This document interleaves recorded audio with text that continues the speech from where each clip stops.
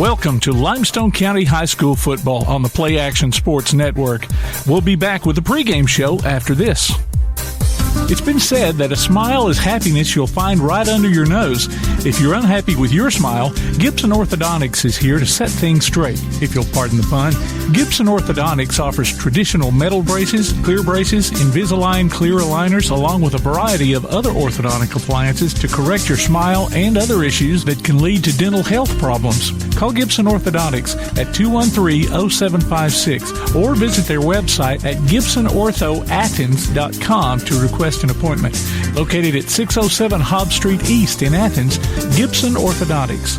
What makes a better banking experience? A lot goes into it, but the heart of that equation is helpful people who offer a genuine smile and actually know your name. It sounds simple, but these days that personal touch can be hard to come by.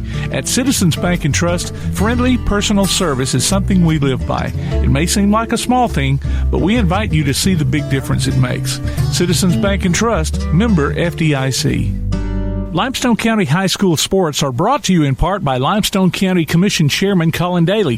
Visit the County Commission page at limestonecounty-al.gov to keep up with what's going on in the county and find out what ranks us in the top 5% in the state. You can also call Colin at 256-233-6400 or on his cell phone at 256-800-4544. Gin House Barbecue has been an Elkmont tradition for many years, and that tradition continues today. Come by for a visit and try out some old favorites as well as some tasty new additions. Barbecue pork, ham and chicken, St. Louis style ribs, catfish, pork chops, hamburger steak, just to name a few. They're open early for breakfast too, so take a drive up to 18060 Upper Fort Hampton Road in Elkmont, just 0.3 of a mile east of Highway 127. Eat in or call ahead and have your order waiting on you. Call 732-4579. Gin House Barbecue, an Elkmont tradition. Technology is a great thing, but sometimes a camera in your phone just isn't enough. That's where Down Home Portraits comes in. Robbie Newport at Down Home Portraits can capture any event you like. Sports, family, parties, or senior portraits. Call Robbie at Down Home Portraits at 777-3528. Visit them on Facebook or online at downhomeportraits.zenfolio.com. Down Home Portraits, 777-3528. Whether you've suffered massive storm damages to your roof or it appears to be only minor repairs you need, call Evans Roofing for a free inspection at 345-9179 or 614-2796. Don't trust one of those out-of-town operations that are here today and gone tomorrow. Evans Roofing is locally owned and operated, BBB accredited, bonded, and licensed, as well as licensed by the Alabama Home Builders. Evans Roofing offers a 10-year warranty and the lowest price guaranteed.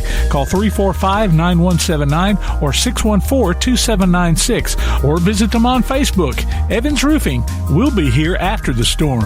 If you'd like to download a copy of this game or hear it again on demand, go to pasnetwork.net. You can find this game and previous games under the Archives tab. That's pasnetwork.net.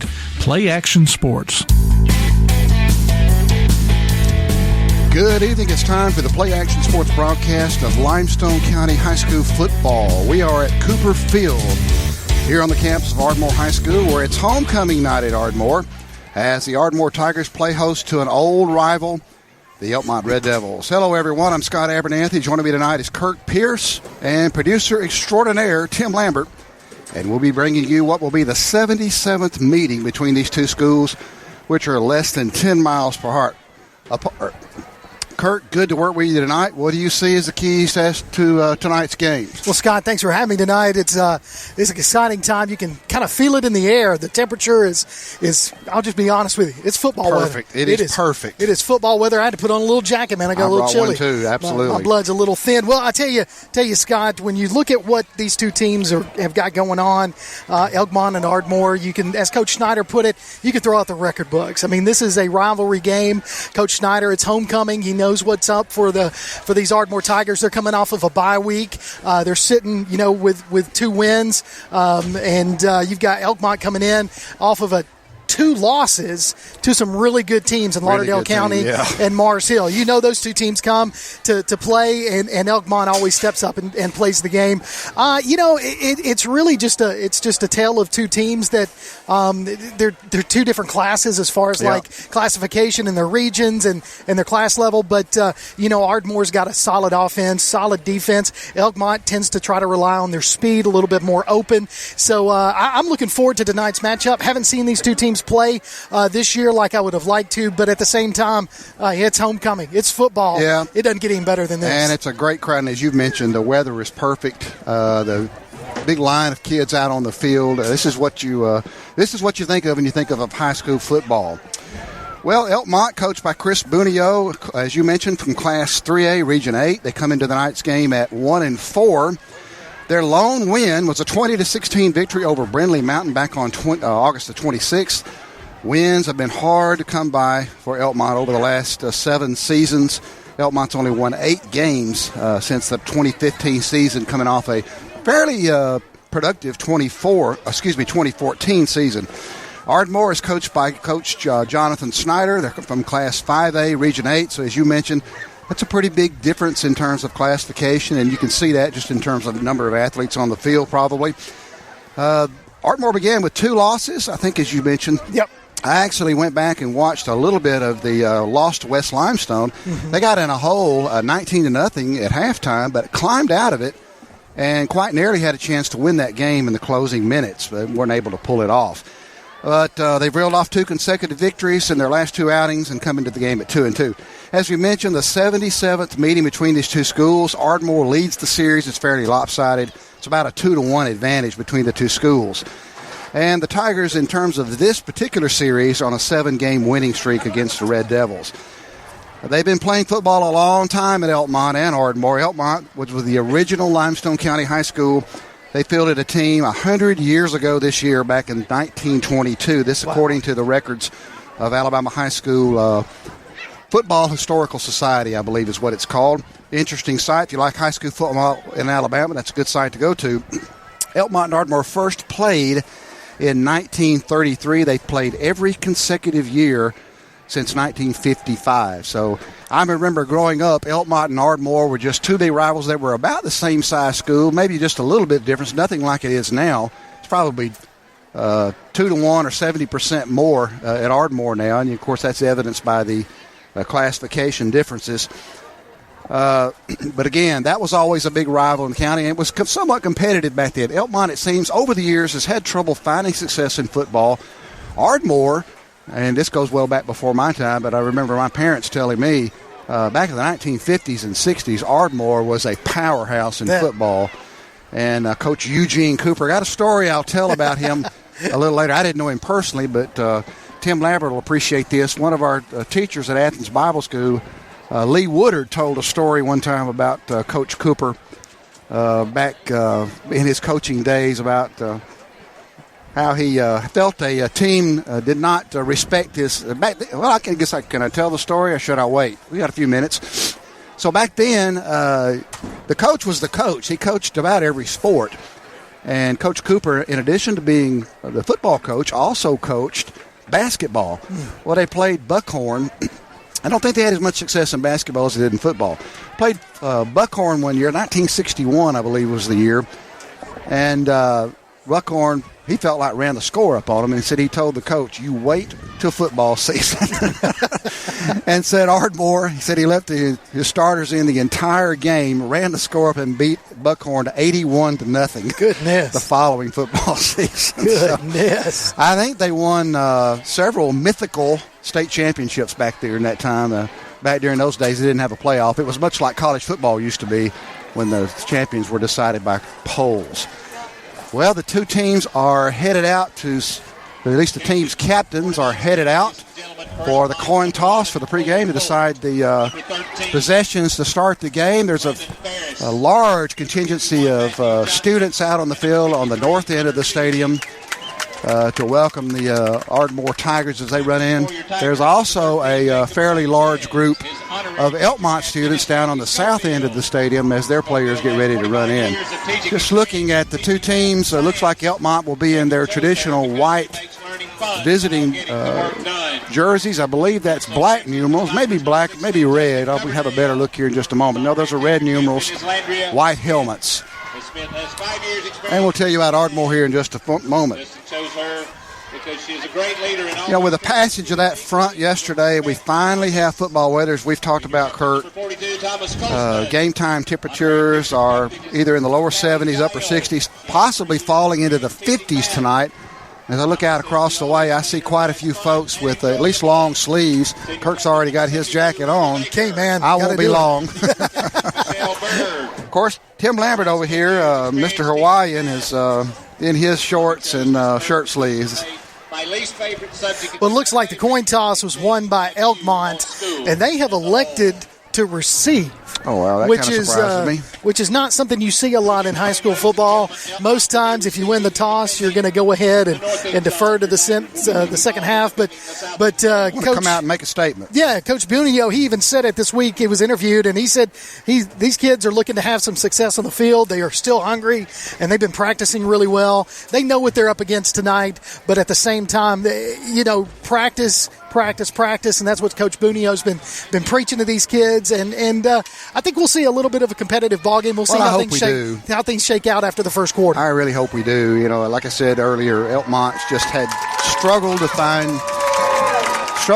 success in high school football for some reason. And the Elkmont Red Devils have entered the stadium, as we mentioned, in their traditional white visitor uniforms, white jerseys, red numerals, white pants, and white helmets with a black stripe across the top.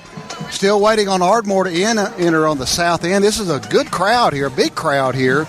I don't know, there may be as many people on the field as there are in the stands. The Ardmore band is out. It being homecoming, you're going to get be a crowd. You're going to bring a crowd. Just thinking about earlier, just all the years coming up here and watching games being played here at Ardmore Stadium. And looking across the way, the visitors' side used to be on the opposite side. The visitors' side was on the west side years ago. And here comes the Ardmore Tigers. They are in their home gold uniforms with gold jerseys, white numerals, and black pants with a white stripe. I will say this, Scott. I've come up here. I've called several Ardmore games over the course of the past several years. This is the first time I've seen them in gold jerseys. Well, I was looking a little bit earlier, too. It was mainly black on black. Yeah. And so they've mixed it up a little bit. I kind of like that. I do. Only problem is it's going to be a little hard to see those white numerals on that gold background. Well, we'll do the best we can. We're on the Elkmont side, so, we're not going to get any help from them if we mess up. Oh, man. So it looks like we're counting down the pregame clock to about 2:20. And I tell you what, while we're waiting for the game to start, let's take a quick break, and we'll bring you the kickoff between the night's game between the Elkmont Red Devils and the Ardmore Tigers. We'll be back in just a moment. You're listening to Limestone County High School football on Play Action Sports. Whether you're in the market for residential or commercial property or looking to sell your current home, land, or building, make your first call to the Phillips team at Alabama Real Estate Solutions. Paula and James can help you with everything you need, whether you're buying or selling. Call Paula at 777-4916 or James at 656-2370. You can also see their listings online at alrealsolutions.com. Look for them on Facebook, too. The Phillips team at Alabama Real Estate Solutions. Real solutions for real estate. The next time you need a pharmacy, one call to Athens Creekside Drugs, Salem Pharmacy, or Florence Express Pharmacy will fill the bill.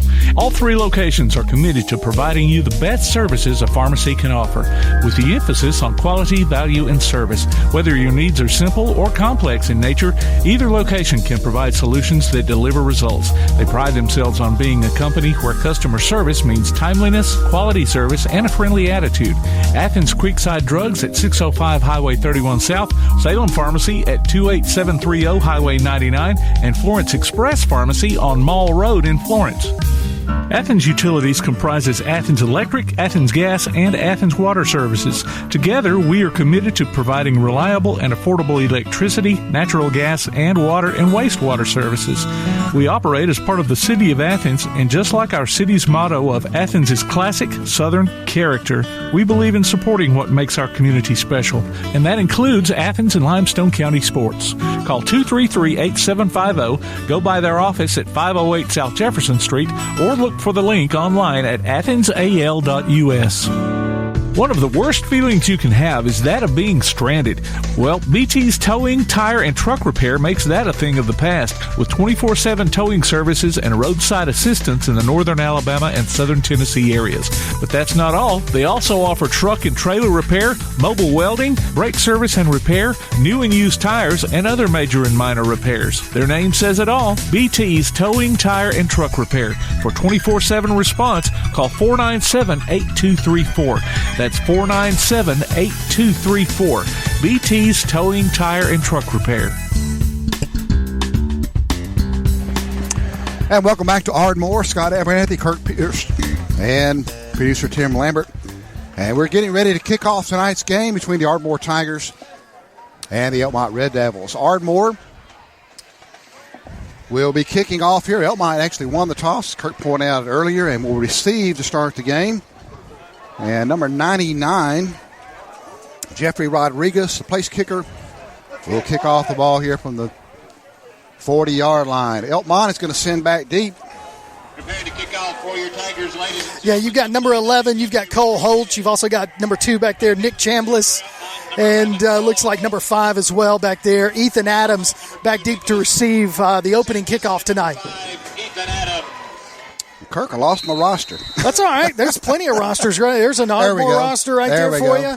Hey, man, Tim made sure we came prepared. So the game is underway, and the ball is going to be taken at about the 5.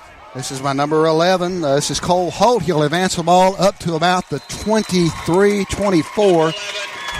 Well, we'll see where he marks it. He may have marked it about... it looks like they're going to mark it short of the 25-yard line, Scott. So about the 24. Yeah. A little hard to see there. That's a good return there by Cole Holt. He was able to find himself a little bit of a seam on the far side and cut up and brought down by a couple of different players. So you may have heard the public address. I didn't see a flag thrown, but there's going to be a 15-yard penalty added to that run for a face mask penalty against Ardmore. So they'll walk that off. So Elkmont's going to start this game with great field position all the way up to about the 39, I believe, is where they'll put it. Yep, that looks like exactly where they're going to put that, Scott, is the 39-yard line. So golden opportunity here for Elkmont as they take over 1st and 10. Now, Coach Bunio comes in here. He likes to spread. He likes to spread things out. And so we should see some little misdirection, some throws from this Elkmont team. I'm fully anticipating that. So here we go. And that's going to be a handoff to the slot. That's number 28. Yeah, number 28 is Braxton Bowen. Bowen. I don't have a 28 on my roster. Braxton Bowen. Yep.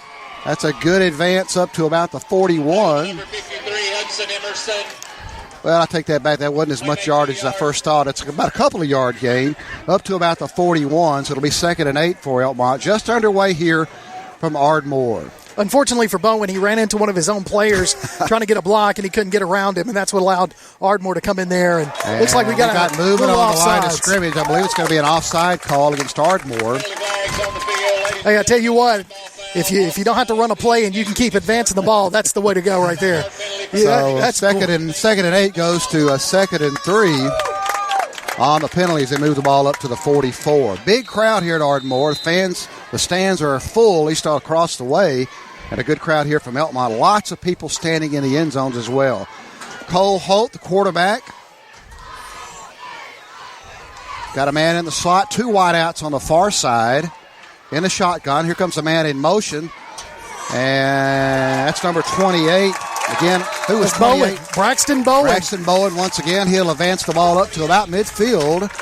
And that's going to be for a Elkmont first down, right square on midfield. So exactly what I thought Coach Bunio was going to do.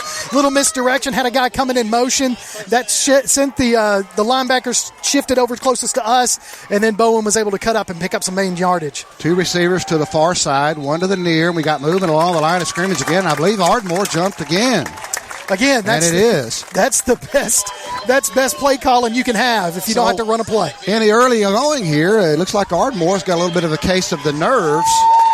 3 penalties right off the bat. And Elkmont is in Ardmore territory at the 45-yard line. It'll be 1st and 5 after the penalty. Again, that's the quarterback trips to the far side now, and he's going to hand it off, and there's going to be a fumble. And I think Ardmore's got the ball. Just what you did not want if you're Elkmont. After moving the ball, advancing the ball inside Ardmore territory, they dropped the ball, and Ardmore's got it. So, Scott, what happened there is a read option, and your quarterback not able to – he left it in there just a little too long for Bowen. Bowen thought he was going to keep it. He was trying to pull it out, and it just would just hit the turf. So right there, that gives Ardmore 1st and 10 at their own 49. So here comes Ardmore now, number 17, the quarterback. That's Braden Hillis. He's got 2 men in the backfield with him. They got receivers both to the far and the near. They'll hand it. Next, it's a fake.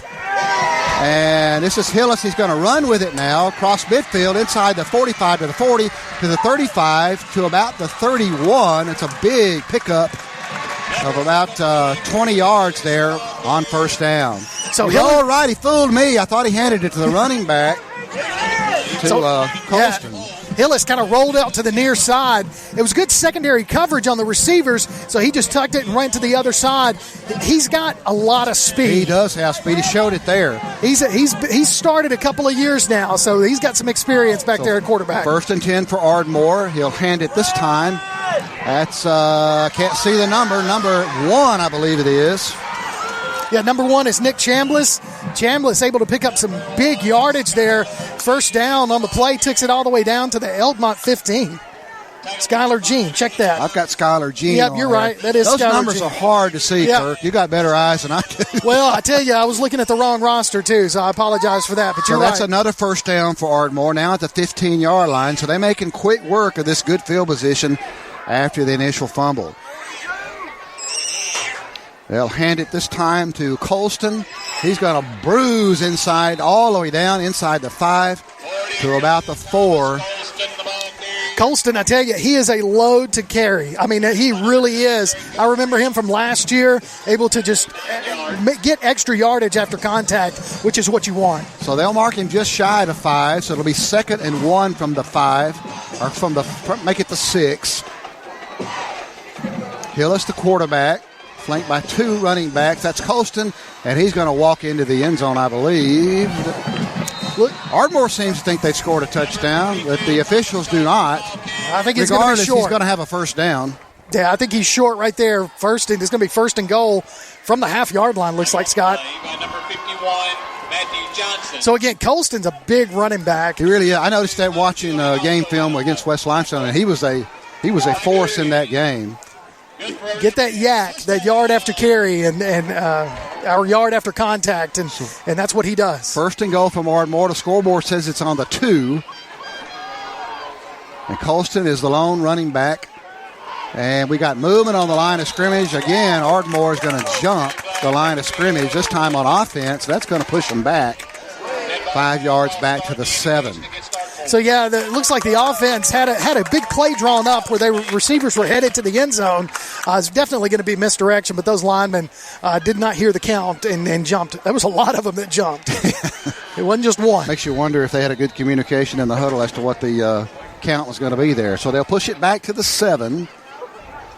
Colston, this looks more like an I formation here. Behind Hillis, and he'll hand it to Colston, and he'll go over and into the end zone for the Ardmore touchdown. Yeah, once you give it to 42 and you're on that short yard situation, Coach Snyder goes a little conservative there. You know you got your bull back there. Just give it to him and let him bull through. No sense to be fancy when you've got it that close to that big a back. And just looking at the at the two lines, Ardmore with a large size advantage against Elkmont, and they utilized it that time. So Rodriguez will come in to attempt the extra point. 8:42 to go here in the opening quarter, and Ardmore's on the board.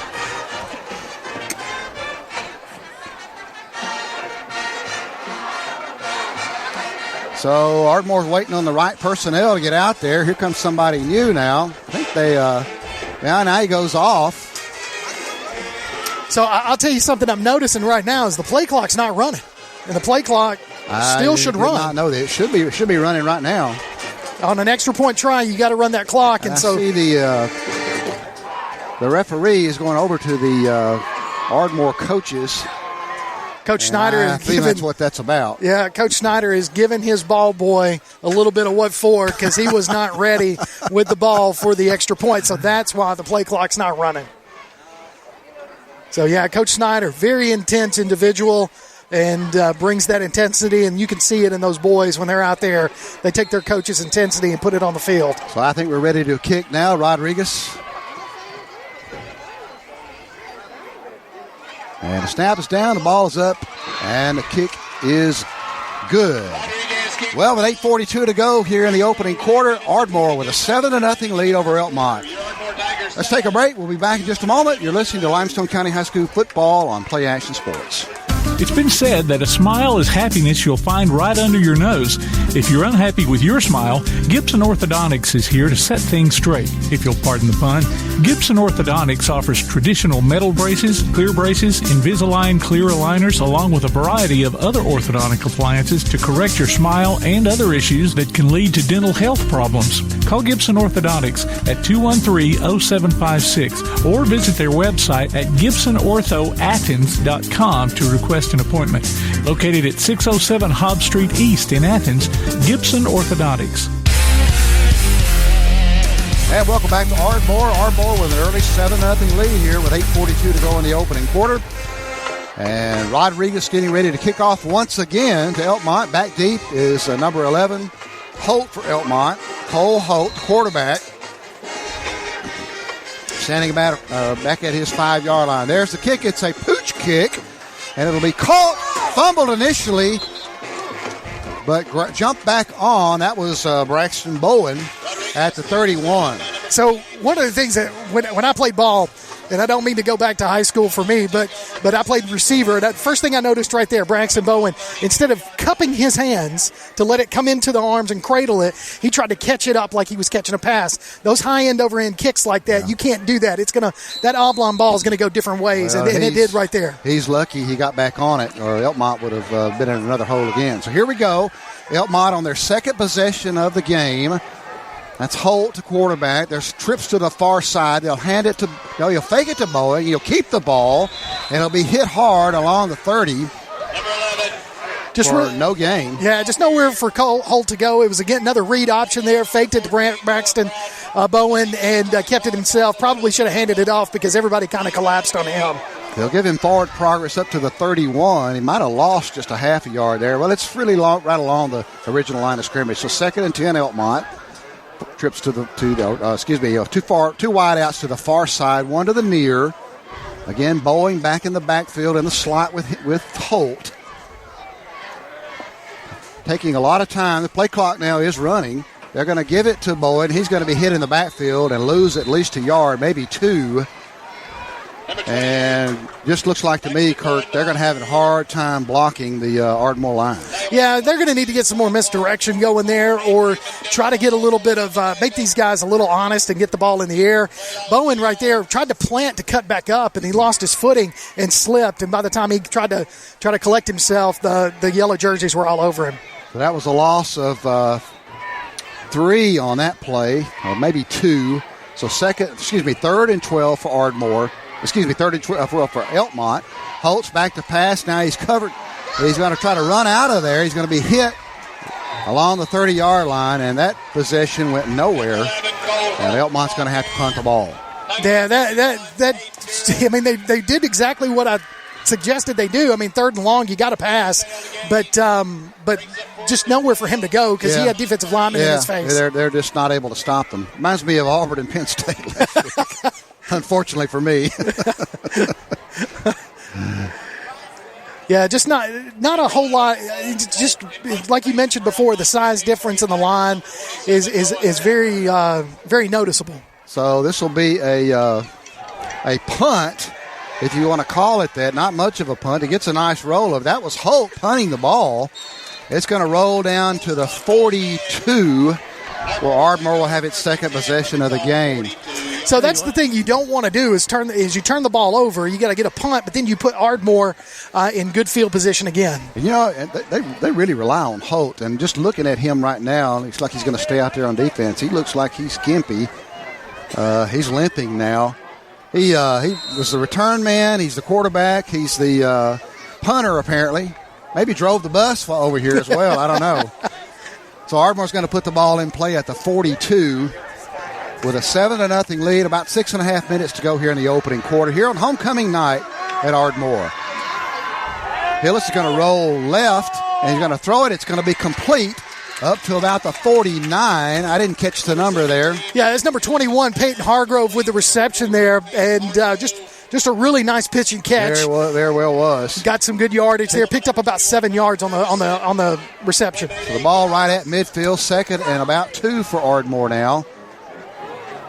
And they'll stay. They will not huddle. And they'll look back to the coaching staff, get the play. They got trips to the near side now. And Hillis is going to hand it to Colston, but we're going to get a penalty flag on the play. So if my counting is correct, which math was never my strongest subject, that's, I think, 6 penalties just in this first quarter. I knew it was at least 4 procedure. Oh, they called it against Elkmont. Oh, check that. I have to say, we're lined up right at the 50-yard line, and I did not see that. I didn't either. I think in high school, if you line up that way, I think they call it. They don't really give the defense a chance to get back, I believe is the case.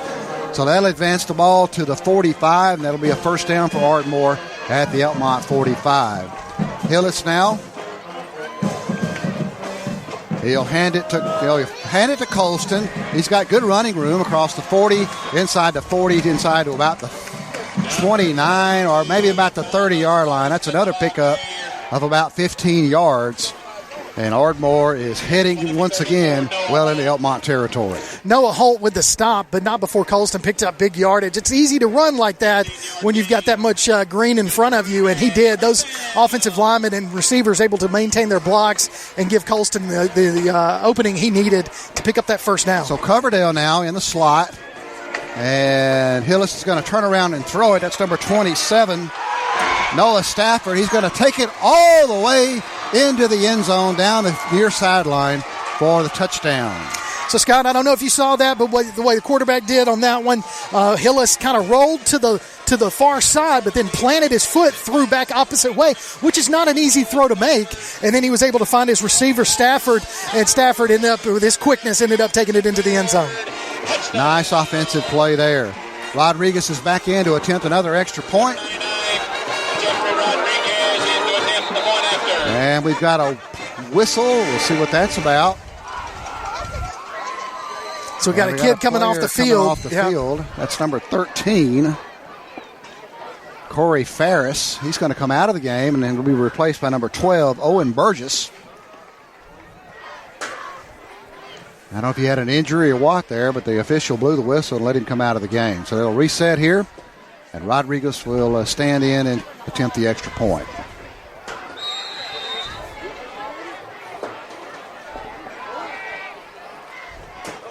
And we got movement again along the line. We're going to get another penalty. I tell you, it'll take us 4 hours to play this game if we keep having penalties like this. Well, let me go ahead and tell you, Scott, I'm sitting here watching, and lots of penalties on the play, but that cone of ice over there, that light is blinking, and it's distracting. I'm not going to lie. I have to say, it's caught me a few times. I guess it works, huh? Dead ball. All sides, the indication against Elkmont. That penalty is refused. So they will refuse the penalty. The penalty was against Elkmont. I think there may be a second there. They might take the penalty and try to run it in from 2, but they'll keep it as it is. And Rodriguez now. And Rodriguez is a good-sized player. Looks like he's got a good, strong leg. And he'll attempt the extra point here.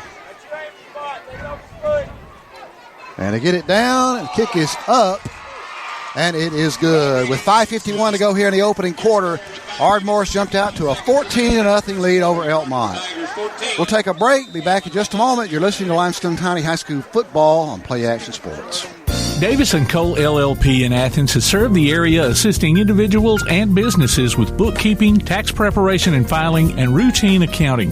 Davis & Cole LLP, 105 South Marion Street in Athens. Call 232-9994. Davis & Cole LLP. Applebee's Tailgate Talk wants to recognize our local athletes, and you can help. Go to tailgatetalk.net throughout the school year to vote for the Applebee's Neighborhood Athlete of the Week. The winner will receive a gift card from Applebee's Neighborhood Grill and a t-shirt from Gotcha Covered Screen Printing and more. Submit your own nominations for future polls too. While you're there, check out the Tailgate Talk archives and see what you might have missed. That's the Applebee's Neighborhood Athlete of the Week. Cast your vote today from Applebee's Neighborhood Grill and 1080 WKAC. And welcome back to Ardmore. 5:51 to go here in the opening quarter. Our score 14-0. Ardmore with an early lead. And Elkmont has had a player injured. Looks like he's going to be okay as he walks off the field.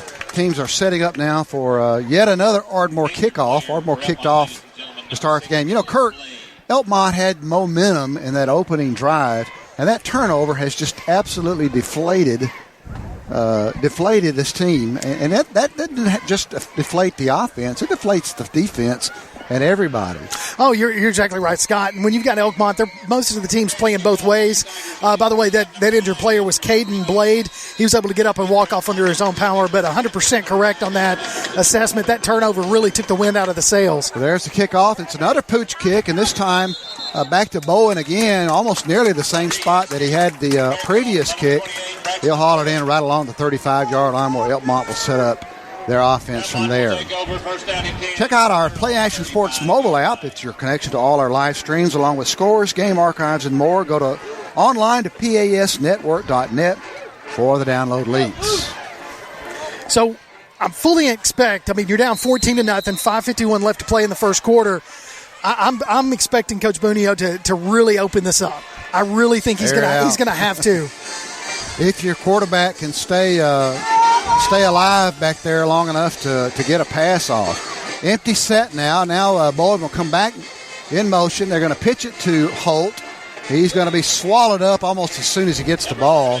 He'll get back to the line of scrimmage for no gain. Number 55 in there on the tackle, that's Isaiah Randolph from this defensive line position. He's not a big defensive lineman, only 5'9" and 190 pounds, but he's able to get in there, defeat that blocker, and make that tackle. The 2nd and 10 for Elkmont. We got receivers 2 to the near and the far side. Bowen again in the slot. Holt claps his hands, waiting on he's waiting on a play here, an option. He's going to move over. Now Bowen's going to move over to the opposite side. Still in the slot. Taking their time here.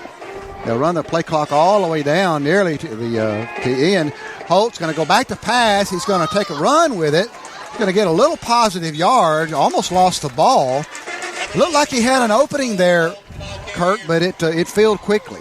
It did. He was able. It was a designed run all the way. Everybody spread out like they were going to pass. Once he did his pump fake, he took it and ran, but was able to be brought down by Peyton Hargrove from the defensive side. And I have to tell you, Holt is gimpy again, this time even more so than he was earlier. He's going to hang in there. He's a tough player, but they got to get some protection for him. Yeah, that's a hard thing when you got three down linemen in front of you, but they're sending their linebackers as well. I mean, Coach Snyder's calling them all in. 3rd and 7 now for Elkmont. Same set. And the play clock runs down to 0, and that's going to be a delay of game. I think they may have called timeout before it hit 0. I believe they did. So that'll be Elkmont's first time out of the half, and that was a smart thing to do by Coach Bunio. Just go ahead and get the timeout because it had run down to 0. Yeah, I didn't even notice it. It seemed like it was a little quicker than I would have anticipated there. Follow us on Twitter and Instagram at PAS Network, and look for Play Action Sports on Facebook. We'll keep you updated on scores via score stream tonight and throughout the week. Got a few scores to give you. The score Board is courtesy of Limestone County Commission Chairman Colin Daly.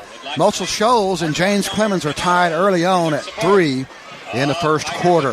Muscle Shoals, a pretty formidable power in 5A over the years. James Clemens is struggling a bit this year, are they not? They are a little bit. I mean, they haven't been able to sustain a win. I mean, they got a win against Huntsville, but last week lost in homecoming to oh, goodness, I can't even remember who we played last week at this point. I mean, they all tend to run together. I listened to a little bit of it. Yeah. But yeah, no, it was they have had a little bit of struggles, but we're hoping to turn this around after tonight's matchup with Muscle Shoals. So here we go. Same set as previous. Holt is going to throw it. It's going to be incomplete. Looking for a receiver up around the 44. Ball hits the ground. Really a poor pass that time. Really no chance. Yeah, pass intended for Guthrie, number 10. Just fell incomplete. And by the way, James Clemens played Florence last week. I don't know why. My mind escaped me. I am here in Ardmore to call the Elkmont Ardmore game. Well, I tell you, I enjoy listening to you, and I don't remember the other gentleman's name, but you guys make a really good combination. Oh, yeah. Coach Johnny Johnson and then Brad Kimbrough, the baseball and softball coaches, we have a great time. So they're going to fake the punt. It's going to be an end around. It's number 2. He's going to get the first down. It's Nick Chambliss. So rolling the dice here, and it works. Elkmont's going to get the first down all the way up to midfield, and Ardmore was not ready for that. No, that was a jet sweep off of a punt, which is not something that you see a lot of. But Chambliss utilized his speed getting around the far end and picking up that first down. And now they're closer to the Ardmore side of the 50, but they're still on their 49. Well, at least they've got some progress here if you're an Elkmont fan. So here we go, Elkmont with a fresh set of downs after going for it there on fourth down. 2 receivers to the far side, 2 to the near. Bowen again in the slot. Here comes the man in motion to the near side. And they'll snap it, and it's going to be thrown into a bunch of players. Oh, I thought maybe for a second that was a lineman, number 50. Yeah, the lineman was downfield a little bit. They didn't call it, but the pass intended for number 5, Ethan Adams, but it fell incomplete. Ball quite nearly hit number 50, Devin Dabbs. Yeah, like I said, he was a little bit further downfield than he probably needed to. I think they give you, 3 yards, is it? Yeah, he was at least 6. Further than that. So 2nd and 10 for Elkmont now. Empty set. Now Bowen will come, and here's a bad snap, and Holt's just going to have to fall on it back at the 39-yard line. So big loss there. Loss of 10 on 2nd down. Tell you what, the bad snap, that stopped any chance of that play of having any success. Yeah, Holt did the smart thing. Instead of trying to pick it up and get positive yards, he went ahead and let it hit the ground, and he just fell on it, and that's a smart play. So 3rd and 20 now for Elkmont. Getting down about 3 minutes to go here in the opening quarter. 14-0 our score. Ardmore has scored 2 touchdowns on 2 possessions. Holt now trips to the far side. Bowen now in the slot to his right. Got to watch the play clock here. He gets it away, and Holt's going to run, and he's going to be chased down, and he's in a big hole. Going to lose even more yardage all the way back to the 24, 26-yard line. We'll credit that tackle with Hayden Durham with the sack there, but there was several Ardmore Tigers in the backfield that kind of ran Holt right towards Durham, and Durham was able to bring him down with a nice open field tackle. It was Katie bar the door there for the Ardmore rush defense that time. So I don't even know how many yards it is to go. It is 22 yards, looks like, for the first down. The scoreboard says 20, but I'm not sure they spotted that right. I thought he went down all the way back at the. Oh, they still haven't moved the spot. Indication is a blind side block against Elkmont. So but if it couldn't get any worse, I'm sure that'll be refused. That penalty is refused. Yep, you are exactly right. So that's 4th down. I don't think Coach Bunio is going to go for this one. That's a little bit of a distance, 32 yards to go. So it's 4th and 32. 4th and Athens to go here for Elkmont, and Holt's going to stay in there and punt again. I bet you they don't fake this one. That's right. Number 11, Cole Holt in punt formation for Elkmont. He does not take much of a drop there, does he? No, he really doesn't. And he gets it away. It's going to be another short punt. It's going to be fielded around the 48. And I think that was was it 27? Yeah, it was Stafford. Noah Stafford. Returned that. We saw his speed earlier. Yep, brought down by number 52, Hunter Fielding for Elkmont. They'll put the ball down at, looks like he's still walking the other way. Puts it down at about the 44-yard line. So 1st and 10, Ardmore in Elkmont territory once again. 2:22 to go here, 14-0 our score. And what seems like a forever first quarter. It really does. And now you've got Ardmore with the ball back on the Elkmont side, and they're looking to put 21 up before the first quarter ends. Two receivers to the near side are going to give it to Colston again. He's just bruising his way all the way down to the 30-yard line for another first down. Pickup of about 18 or 19 on that play. They have no answer for him, Kurt. Now, Corey Ferris able to bring him down, number 13 for Elkmont. But to your right, Scott, Colston is he's just a beast. And I just remember him from last year. He and another running back that they had about equal size, and they were just two bruisers. And Colston just kind of carrying on that tradition this year. So Colston's going to stay in there with Hillis. Receivers 2-2 to the near side. He's going to turn and roll.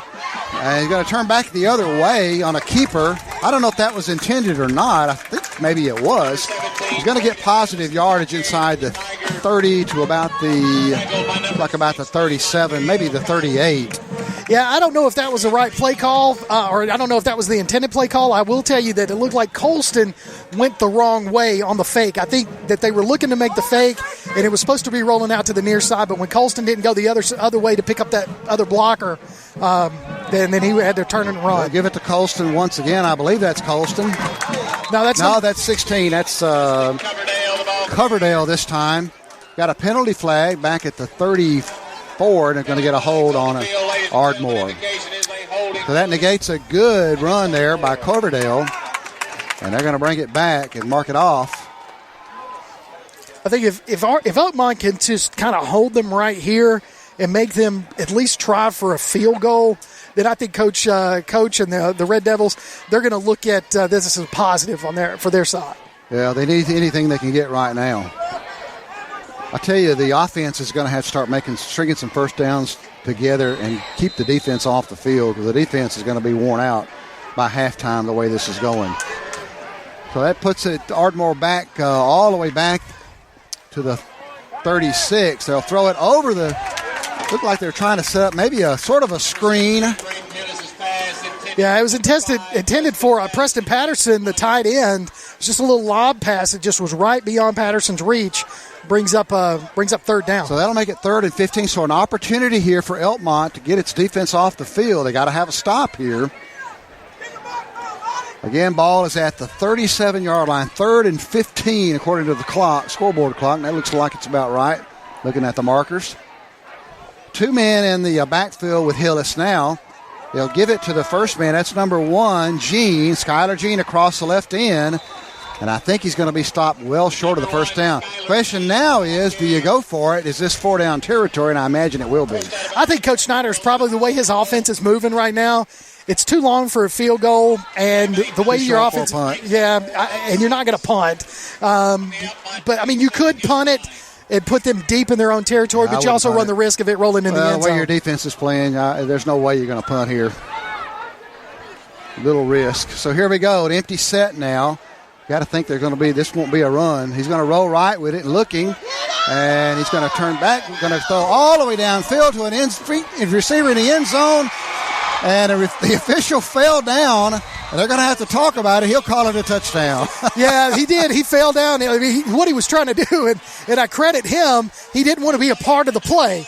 And what he did was duck, and when he ducked, he lost his balance, and the receiver there, number 27, that is Stafford, able to make that reception, do a little toe touch right there at the back of the line, and in there for the end zone. Nice pass there. 31-yard touchdown, I believe, to Skylar Jean, number 1, streaking across the back of the end zone. Rodriguez back in once again to attempt the extra point. He's had plenty of action tonight, and this one's away, and I don't know. He got it in. I thought for a minute it was going to be shanked. Well, with 44 seconds to go in the opening quarter, Ardmore has jumped out to a 21-0 lead. Tune in for Play Action Sports Update 3 times each weekday for school, youth, and amateur sports news from Limestone County on 1080 AM WKAC. Well, they had an opportunity to get off the field, and they could not do it. And they paid the price once again. Well, just a pretty pass there by Hillis. It was. I mean, he just threw it right towards the back of the end zone right there where Gene could make that catch. But, what we're seeing right now already in the first quarter is the difference between the classifications. Yes. Elkmont and their classification, most of the teams that they play, especially in their region, they're going to play both ways. Ardmore's got enough players on the field or on their team that they're able to substitute regularly. So they have a good depth chart. Elkmont, not so much. So you're definitely seeing that play out in the first quarter. Well, that effect will be exacerbated as we get further into the game.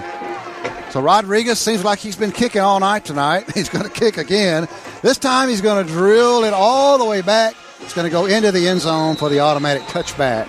So they had pooched it the last couple of times. This time they kick away. Yeah, the pooch kick. Elkmont's going to be out on the 20-yard line. Yeah, the pooch kick has put Elkmont at a decent field position the past couple of times at the 35-yard line, give or take. And this time, Coach Snyder says, no, let's keep them at the 20. Well, just looking around this stadium, there are people all over this stadium in the end zones, along the sides of the stadium. Just a great crowd. Great night for high school football. The game's not so competitive, but it's still a great night to come out and watch football. See the smoke of the grill down there. It's kind of wafting across the stadium here. I'll say what I was going to say here in a second about that. I love that.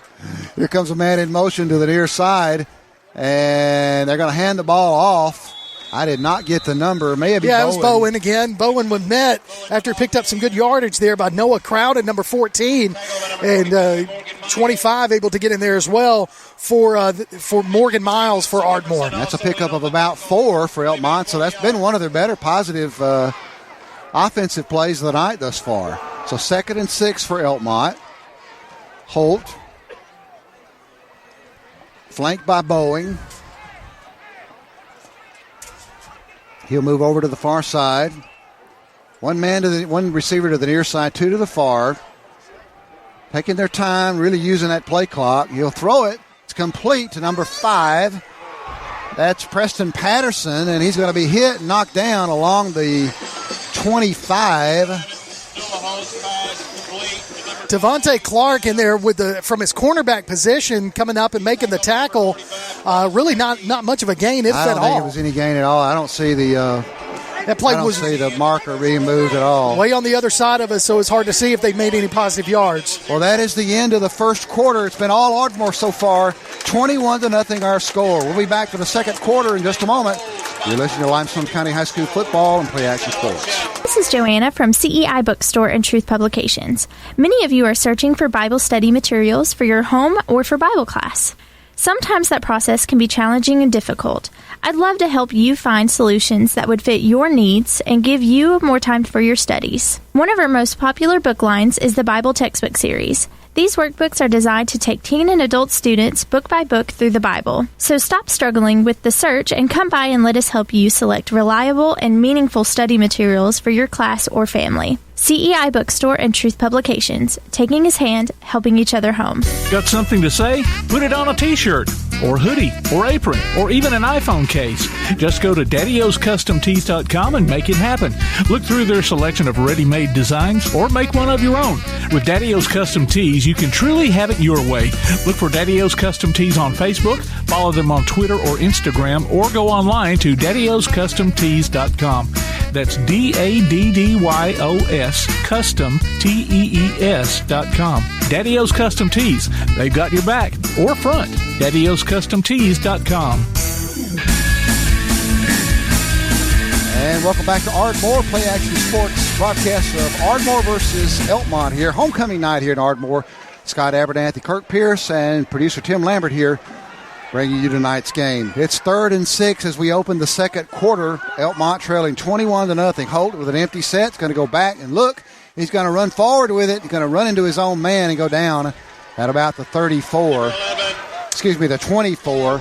And he's probably going to lose a yard there, and that's going to bring up 4th and long once again. They're going to credit Hayden Durham, number 31, with the tackle, but you said it, Holt was trying to scramble and ran right into the center's back and just tripped up. But that's just unfortunate because Holt's got some speed if he can just break loose. Has no protection. None whatsoever so far. And that size difference on the line is really, really rearing its head. So Holt once again will punt. That's at least his 3rd punt. That's going to be 4th punt. 4th punt. He will punt this one, and that's going to be a very short kick. And it's going to bounce, take initially an Ardmore bounce, and then it's going to bounce along the 45-yard line of Elkmont. And Ardmore's going to set up shop here in Elkmont territory.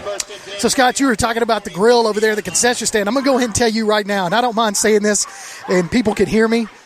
These two teams have the best concession stands in Limestone County. I'm telling you right now. I had a hot dog earlier, and that was a delicious hot dog. I'm going to tell you. I had a hamburger and a hot dog. Ardmore and Elkmont, if you want good concession stand food, I told Tim that I really believe we need to get a sponsor for we do concession stand of the week. I'm telling you, man, that's the way to go. Pretty cool idea. All right. Ardmore sets up shop in Elkmont territory at the 44. Hillis is going to hand it to the bruising running back, Colston, once again.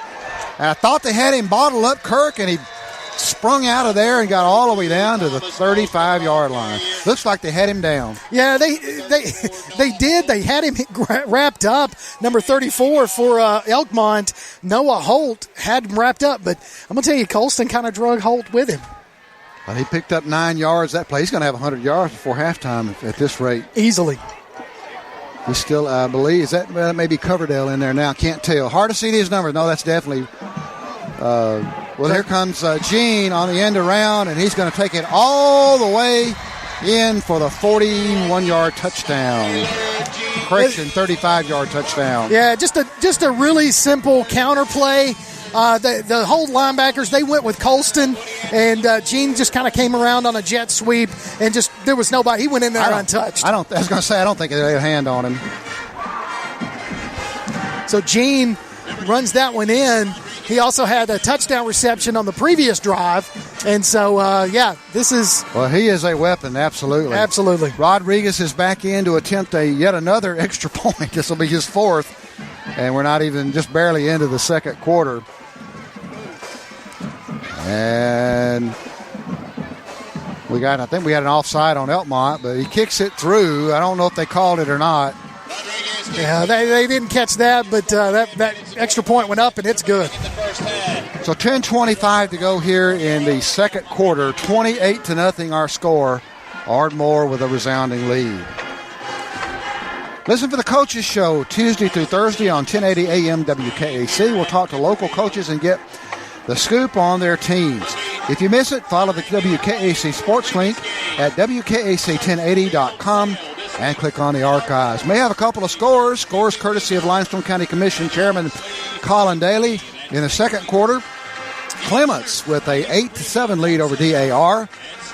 Muscle Shoals has jumped out to a 10-3 lead over James Clemens, and Tanner with a 14-0 lead in the second quarter over Columbia. Tanner is making a rebound. They went through some lean. Tanner at one time had a tremendous program, class either 1A or 2A. I believe it was 2A. Yeah, 2A. And they went through some lean times. It seems like they're coming back now and building the program up.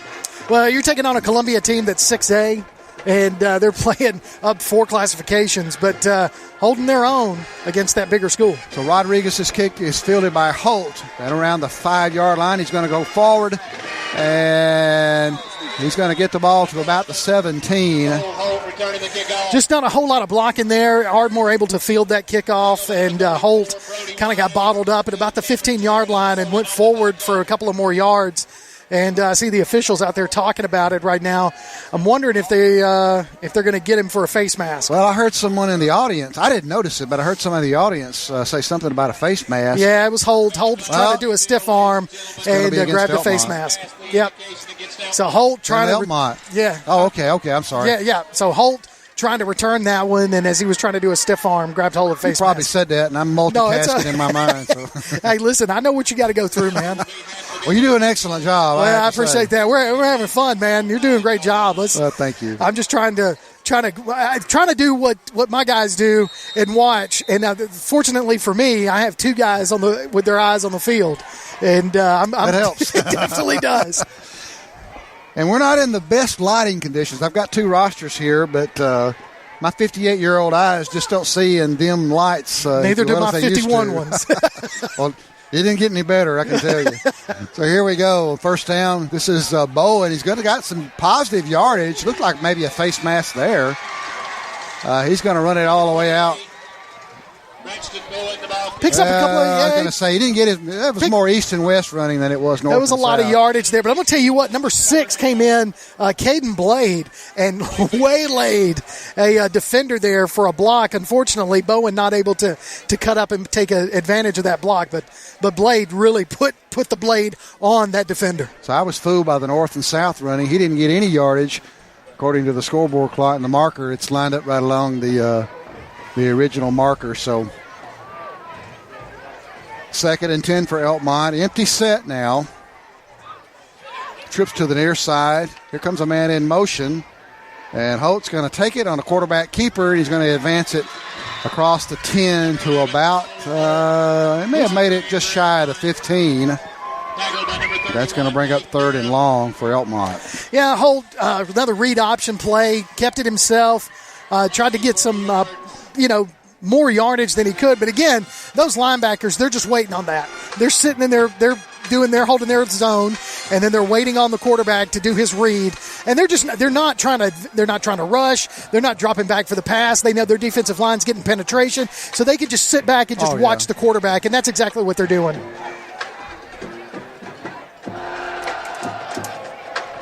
Holt now still in the shotgun.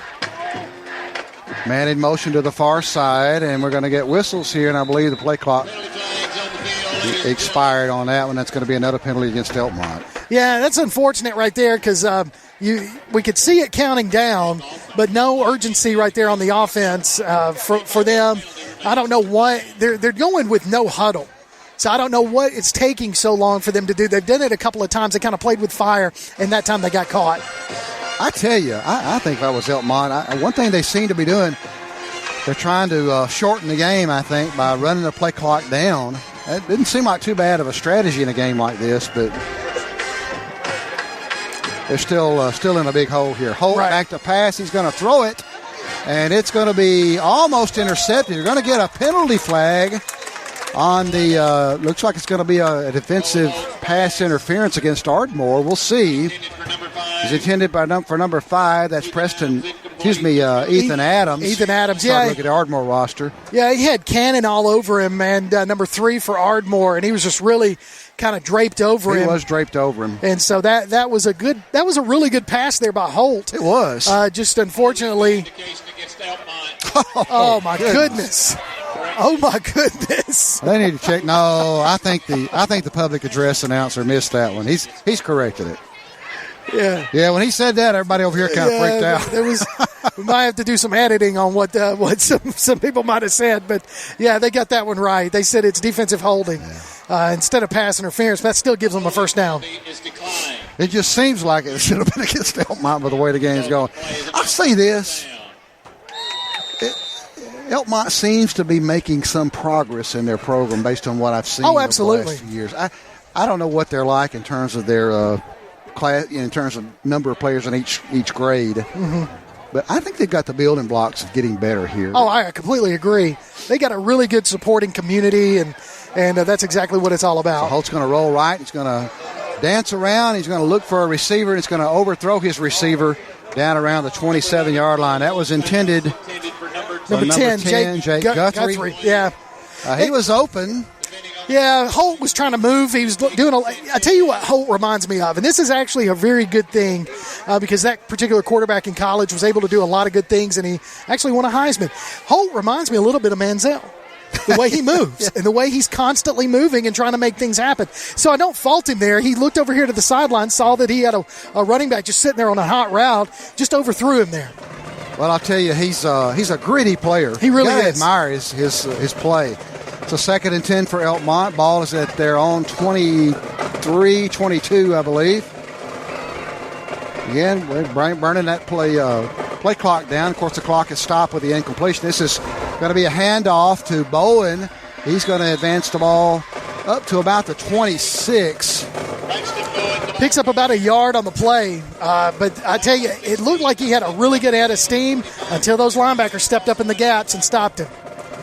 So he was brought down by number 3, William Cannon, Tavion Cannon, and only picked up 2 yards on that play.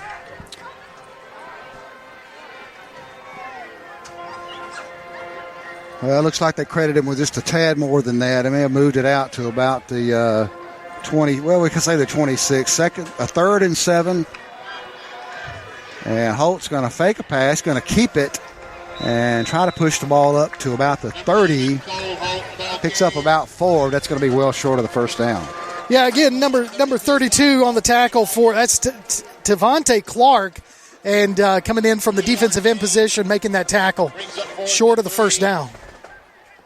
Well, you just about got a punt given the circumstances, but the way they've been punting, they've been getting 20 yards on each punt, roughly. Yeah, and you've got Noah Stafford, who's number 27, standing at his own 45-yard line. If he gets his hands on the ball, you got to watch him because he could take it to the house. So a short drop now by Holt, and he will kick it on a one-step drop, and the ball's going to bounce, get an Elkmont bounce, and roll all the way down inside the 37-yard line, 38-yard line. Actually worked out better than what I would have expected there. Well, I don't know if that's what Holt was trying to do, but it turned out to be a really good thing because he kicked it away from Stafford and rolled it over to the Ardmore sidelines. It goes out of bounds. You've still got Ardmore in decent field position starting at their own 38. Look for the monthly Play Action Sports column in Athens Now. We'll update you on what's been happening in local sports news as well as upcoming games and events. The paper is free and available at businesses all around the area. 6:33 to go here before halftime. 28-0 is our score. Ardmore with a commanding lead. It's been Ardmore, with the exception of a little bit of Elkmont success in the very first drive of the game. It's been Ardmore completely since then. So I imagine what Coach Snyder is going to do is just continue to give him a heavy dose of Colston. Except this one. This is number 12. That's Jarrett Doufit, and he's going to push the ball. And I call it an end around. I don't know for sure if that's the right terminology. It's a jet sweep. But yeah, that's play. Yeah, we used to call it an end around, but it's the difference between the end around is what the running back would usually go behind the quarterback for a handoff. Yeah. This is underneath, and it's kind of almost a little mini toss in front of the quarterback. There, Nick Chambliss on the tackle, but still. Whatever you call it, it was good for about 12 yards in the first down. Hillis is going to roll right this time. He's going to overthrow his receiver. And, man, there was a defender flying in there. Ethan Adams, I tell you, if he'd have looked up, he was looking for the big hit, which I completely understand. But if Ethan Adams had looked up, he would have had a pick off and probably a pick six because he was gone. He was getting ready to lay that receiver he wanted to have something make the crowd go ooh and ah. But he would have had a pick six there if he'd have paid attention a little bit. So the ball goes out of bounds on the incompletion, and we've got 2nd down and 10 for Ardmore. And they're going to give it to Colston once again. He's going to be tripped up and fall forward to about the 42. That's a pickup of give him about 6. Yeah, Landon Wells with a tackle there, able to wrap up the legs of Colston. And once if you can wrap up his legs, he can't move them, so you bring him down. Get low on him. Yeah, but I tell you, Colston is just a load. But Landon Wells did the right thing there and wrapped him up low. So Hillis now's got 2 backs back there with him, and they're going to give it to Colston once again. There's a fumble, and the ball is picked up by an Ardmore running back, and he's going to actually advance it for positive yardage. I'll tell you what, nothing goes Elkmont's way. Nothing. Not even a bounce. I tell you right here, that's going to bring up 4th and short for Ardmore. Coach Snyder's probably going to go for it. He really is with that load of a running back. But I wonder who he'll give it to. Yeah, but Hillis, I'm just going to be honest with you. I thought his knee was on the ground a couple of times when he had his hands on the ball. But he was able to push it forward for a couple of yards. Here we go, 4th and less than a yard for Ardmore. They'll give it to Bowen. He'll be hit. But he's going to get the first down, I believe. He'll keep pushing the pile. You think he's down, but he's still moving. And he took about 3 players with him there all the way down inside the 35 to about the 33 for yet another first down. Jake Guthrie able to come in there and make the initial contact, just wasn't able to wrap up enough to bring it down. He was holding on to him as long as he could for some help, but Colston able to power his way out of that tackle. So 1st and 10 for Ardmore, all the way to the 32 of Elkmont now. Ardmore, is going to want to put a touchdown on the board, another touchdown on the board here before halftime. They got a great opportunity to do it. Hillis is going to throw it, and it's going to be complete. And I don't get the number yet. Looks like, I think it's number 27, Noah Stafford. Number 12, check that. I'm sorry, Jared that's Douthit. We've called his name a time or two already. That was a nice pitch and catch that time. And that's going to move the ball all the way down inside the 15 to about I'll call it the 14. Well, what Coach Snyder saw on that one, they're giving them a lot of cushion on the defensive secondary. So it was just a nice little up and in pattern, and Douthit able to bring that one in. This is number 13 with the ball on the that's Sanchez. Sanchez. I think that's the first time we've called his name tonight. He's going to take the ball inside the 5 to about the 4, I believe it is. And Sanchez is down. He's still down. He is down on his back. Yeah, he's hurt. I tell you, the one thing I've noticed, Holt's got some speed on the Elkmont side trying to make things happen. But Coach Snyder and the other Ardmore Tigers, all of their offensive weapons are showing great speed. They really are. And, they've had a variety into their offense. It's not, they've relied upon Colston a lot, obviously. But they've got some good skill players. Oh, absolutely. And when you've got a quarterback in Braden Hillis that's been I know we started last year, so this is for me, it's his second time.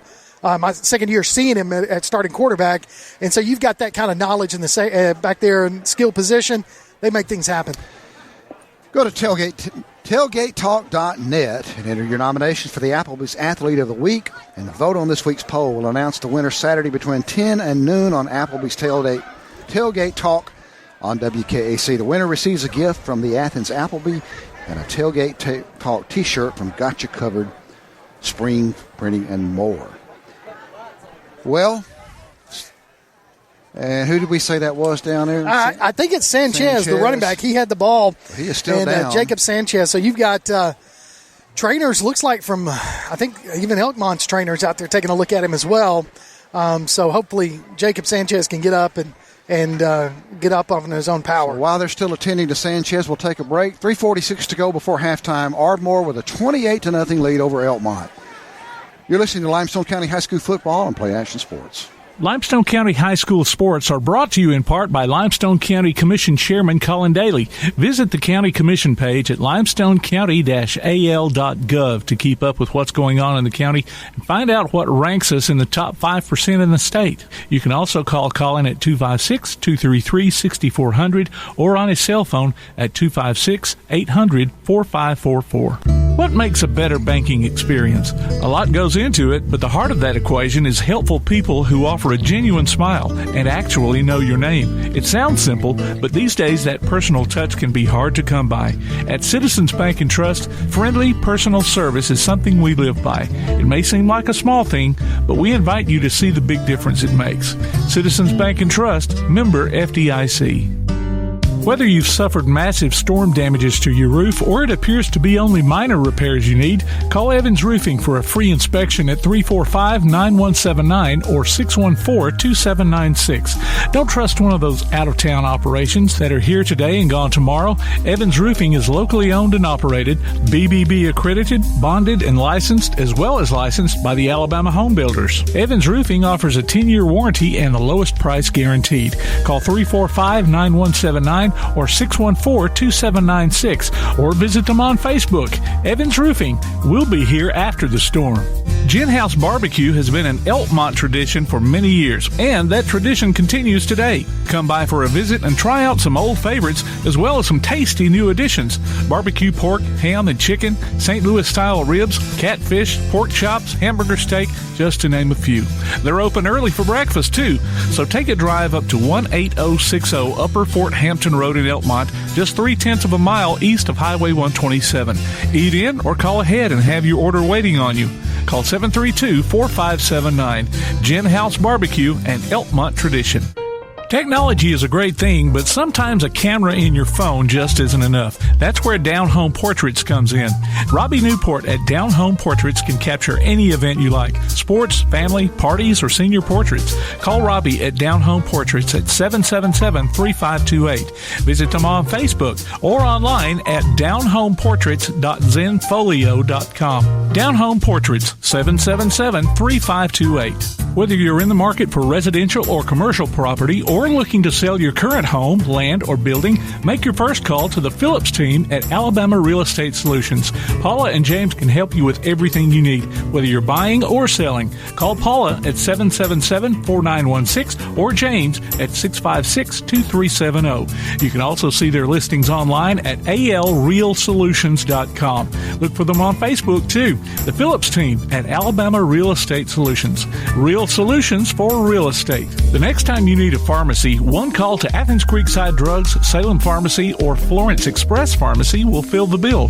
All three locations are committed to providing you the best services a pharmacy can offer, with the emphasis on quality, value, and service. Whether your needs are simple or complex in nature, either location can provide solutions that deliver results. They pride themselves on being a company where customer service means timeliness, quality service, and a friendly attitude. Athens Creekside Drugs at 605 Highway 31 South, Salem Pharmacy at 28730 Highway 99, and Florence Express Pharmacy on Mall Road in Florence. Welcome back to Ardmore. 3:46 to go here in the first half. Ardmore with a commanding 28-0 lead.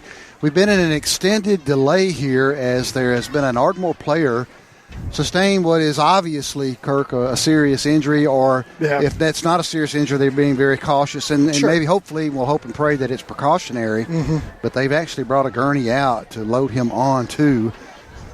We believe the player is number 13, Jacob Sanchez, the ball carrier on the play that occurred, that led to this injury. And, well, he's actually up on his feet now, I believe. That's great. That's great to see right there. So they're going. I think they're still going to put him on the gurney. Yeah, he looks unsteady on his feet. He does. I wonder if he got his bell wrong. Yeah, he might be dealing with concussion there or potential, but I don't want to guess. But he had a good run there. Just got tackled just short of the goal line. So there wasn't anything obvious on the tackle. It really wasn't. That made it appear as though something might have happened. Here comes the train track. This is one of those novelties about watching football here at Ardmore, as the train track runs just behind the west stands.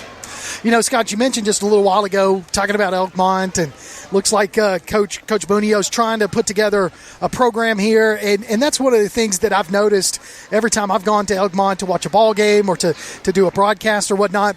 The community, no matter what the win-loss record is, they show up. They support this football program, this school, that community, and you can say the same thing about Ardmore. Yeah. They travel well. And I know that this is a bit of a novelty here because we're, 10 miles away from one another, give or take a few. But it doesn't matter because wherever I've gone and watched an Elkmont game or an Ardmore game, these fans travel. And so that right there is something to just commend both communities for, both head coaches getting these fans behind the programs and these kids, because there's nothing like going to a game and very few people in the stands. It'll deflate you a little bit. Absolutely. But when you've got people cheering you on, no matter what the score is, and they're really into the ball game, it really hypes the kids up. I'll tell you something I've noticed too, and I believe just to the back left to us is the Elkmont band, I believe. Yeah. And I'm gonna tell you, I saw them several years ago, and they only had. We did a game up there 3 or 4 years ago, and they probably did not have a third to a half of the number of participants in the band. That band is growing. That's indicative of interest in the program. Those kind of things are important. They're important to the players. Plays a big role. It's part of the experience of high school football. So it's encouraging to see that. And if that kind of thing can translate, you mentioned growing a program. You got to get your athletes in the program. There are some athletes at Elkmont. Oh, absolutely. My son just finished high school. He's down at Auburn now, but we played baseball against some of those players. They had some fine athletes. Oh, absolutely. I don't know how many of them they have in the football program, but you got to get them in the program. You got to build from the bottom up. You've got to have success in your youth leagues. You got to have players playing in these youth leagues. You get good experience there. Got to get in the weight room, obviously. Yeah. So there's things that you can do to improve your odds and chances. And again, as we pointed out, this is a mismatch in terms of classification. Ardmore, a 5A school, large 5A school. Elkmont teeters between 2 and 3A, isn't it? Is it either 2 and 3 or 3 and 4? I can't remember. Yeah. I want to say, but they were teetering between the two. They've had success in baseball. Oh, yeah, absolutely. They went a ways in baseball either last year or year before or both. Mm-hmm. So Ardmore's going to put the ball in play now. 2nd and 1 to go at the 13. And they're going to give it to Colston, and he's going to run into the end zone. Yeah, Colston just went out. He got in there untouched. It was just a simple handoff off the right side around that 8 hole, and just able to get in there for a touchdown untouched. So that'll push the lead out to 34-0 with the extra point pending. As Rodriguez will come on once again to attempt the extra point. He's perfect so far, 4 for 4, trying to make it 5 for 5 in extra points.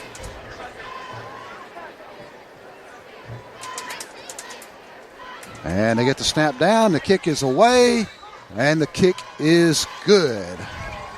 Well, with 3:37 to go here in the opening half, Ardmore's jumped out to a 35-0 lead.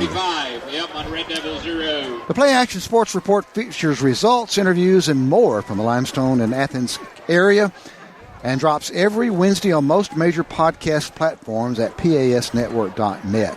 Tell you what, the tools we have to keep up with high school sports. Oh, now, yeah. Who would have ever imagined that we could, set up and broadcast like we're doing? Of course, we're doing that in football, baseball, basketball, other schools and other places. Ardmore's got a very nice production they have. I watched a little of that. It's outstanding in terms of how they put it on YouTube and things like that. Not trying to bring up competition, Tim. You're probably going to get me for saying it, but it is a nice production. They put a lot of effort into. Well, Tim's done a great job of this Play Action Sports, covering as much of Limestone County as he can, try to get as many games as he can each and every week, and it's just grown exponentially each and every year. So Rodriguez is going to lay the foot into it, and Holt's going to pick the ball up down around his own 5-yard. He's across the 10, 15, 20, and he's going to fall forward to about the 24, where Elkmont will have the ball with 3:31 to go here before halftime. Yeah, you're starting to see just a little bit of chippiness between the two teams right now. Early in the first half, it's a little unusual, but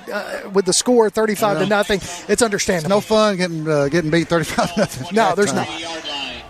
I think Morris Hill was up 63-0 at halftime last week. Really? And yeah, you start that running clock, which is, and that'll help. That'll definitely help, but it's unfortunate that we have to get to that point.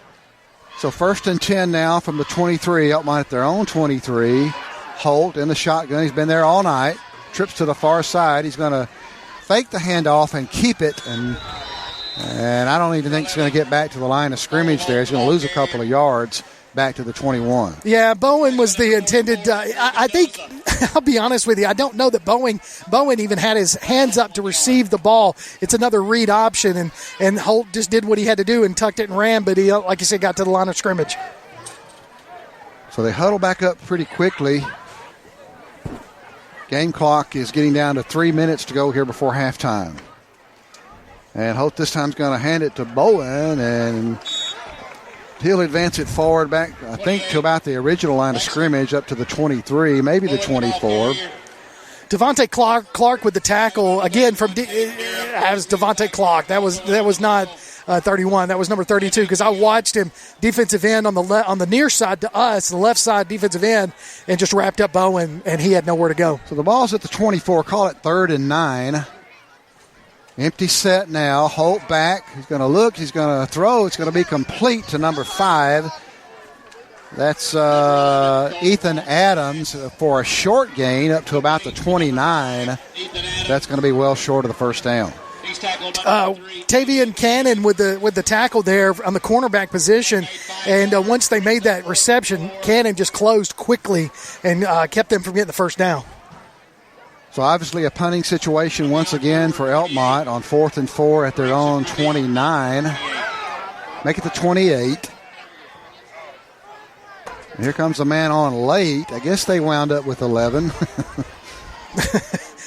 They either got 11 or they got 12. Yeah, that's one of those things you got to be ready for. And Holt punts it away. There's nobody back for Ardmore this time. The ball's going to take an Elkmont roll all the way down to about the 27-yard line. That's where Ardmore will put the ball in play with 1:36 to go. Got to think, Kirk, at this point, Ardmore may be satisfied with just running the ball. And I have a feeling you may see starters for the first possession or two in the second half, and I imagine that may be it. Yeah, I don't disagree with you at all, Scott. I think what we're going to see right now, though, 1:36 left to go in the first half with a big 35-0 lead. Just like you mentioned, they're going to drive it down. But one thing we're going to get to see, this will be the longest, this is the worst field position that Ardmore's had since in the first half. You had a pretty good night if you're starting your worst drive at the 26. Yep. Hillis now, once again. He's going to hand it to Colston. He's going to avoid a tackle. Going to get a first down across the 35 to about the 39. Number 42, Thomas Colston, the ball carrier. Yeah, big carry there by Colston. He's tripped up by number 2. Penalty flag on the play. Penalty flag laying along near where the tackle occurred, and it's going to be a penalty against Ardmore. Yeah, Chambliss able to get up there and kind of trip Colston up and allowed some other defenders to come in there and help him out. Chambliss kind of holding his wrist there. What was the penalty? I think it was hold. It was a bit of a Bronx cheer. Yeah. I think that's what that's called. The Elkmont fans applauding the penalty there. So they'll mark it back. It'll go back to about the 21. We got whistles, and there's going to be a stoppage of play once again. Yeah, so when you said that about the Elkmont fans, it's because they've been screaming for a holding call all night long. and they finally got one. Oh, so it's going to be offsides against Elkmont, so that's going to give them back. Move it back, and it's going to back to the original line of scrimmage. So 1:18 to go here before halftime. 35-0 our score. Ardmore has dominated this game almost from the beginning. So Colston in the backfield again, and Snyder's just going to hand him the ball with just a little over a minute. No, he's going to roll out. He fakes the handoff. He's going to throw it. That's complete to number 21. And that's to Peyton Hargrove. He'll advance the ball inside Elkmont territory all the way to about the 46, I believe. I know you didn't see this, Scott, because you were watching exactly what you should have been.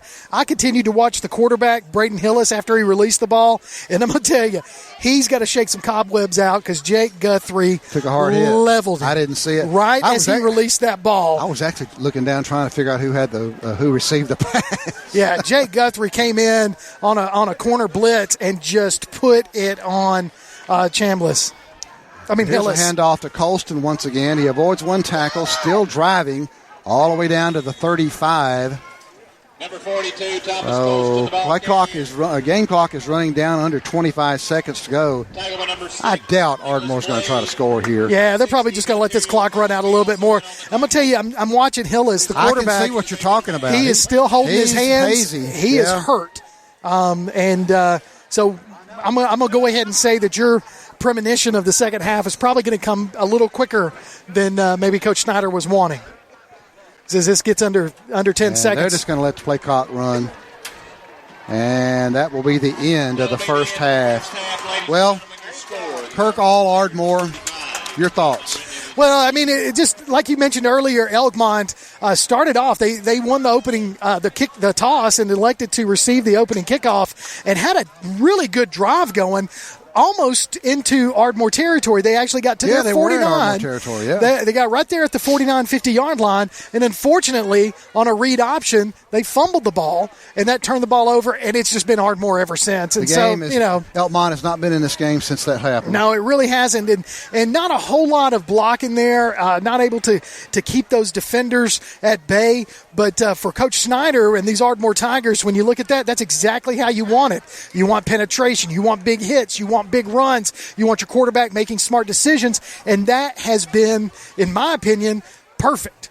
Yeah, aside from a drop ball here, it's been a really good first half for these Ardmore Tigers. Well, as we said, 35-0 our score here on homecoming night here at Ardmore. Ardmore with a big lead over Elkmont. We're going to be back in just a few moments. We'll be featuring some of the bands and hopefully give you some of the homecoming court festivities here during halftime. Once again, 35-0 our score. Ardmore with a big lead. You're listening to Limestone County High School football and Play Action Sports. Time for our Play Action Sports sideline shout-out. A tip of the hat from the head coaches to their assistants on the sidelines. First off is Elkmont head coach Chris Bunio. Matt Smith is our defensive coordinator, and he also coaches offensive line. And then Patrick Chambliss, he coaches our linebackers and our running backs. Zach Meadows is our co-defensive coordinator. He coaches defensive backs and wide receivers. Lastly is Colton Lovern, and he is our he's our strength and conditioning coach, and he also coaches defensive line. Next, we have Ardmore head coach Jonathan Snyder. Joe Moose is he's our offensive coordinator, offensive line coach. This is his second year here with us. He came on board with me last year. Does a really, really good job with our offense. Has an awesome mind. Has been around several places in Tennessee, and came to us last year, and really is a very, very key component, as all of our assistants are, to the positive success that we've been having. He's a fantastic man. He's a great inspiration and tutor for these young men. Leads people the right way. Glad he's on my staff. I've got Brian Wells. Brian is our receivers coach. Brian is a very good coach. He's a young, up-and-coming coach that has a lot of ambitions of, being a coordinator, which I think he's been a coordinator in the past at different stops at Clements and Elkmont. But being, in his upper 20s, he's got a lot of experience, does a great job with our receivers. Those guys play really, really hard for him. His daddy is a longtime coach, so he's got a bright future ahead of him. Hope we can mold him in the right way and get him to where where he needs to be one day as a coordinator again, and then maybe even as a head coach. But Bryant does a really, really good job for us. Bronson Ellis is our running backs coach and secondary coach. This is Bronson's third year at Ardmore. He was one of the ones that I retained last year when I came on board. Bronson is really growing as a young coach. Actually has some stabilization. I think he'd coached under different head coaches just about every time he had been a coach at different places. And so he does a really, really good job with our kids that understands, what we want to do, and does a great job of coaching them day in and day out. Billy Snyder is our quarterback's coach. He's my dad. He's been on the sideline for 49 years. I think this is his 49th year. Longtime head coach in the state of Alabama, retired from Alabama, Tennessee, and Mississippi. Been coordinator roles and everything else, but does a really good job of keeping me grounded. It's neat to lean on him for different things, here and there, and, from the head coaching seat. But fortunate to have him on our staff. The wealth of knowledge that he brings, and just understanding different things from being around the game for so long, it helps us all out, not just me. Greg Carricker, Coach Carricker's a guy that we hired late in the process. He came on late, mid to late August. Teaches history for us. He does a good job with our outside linebackers and inside linebackers. Coming on the scene so late. He's one of those guys that, he had to learn on the fly.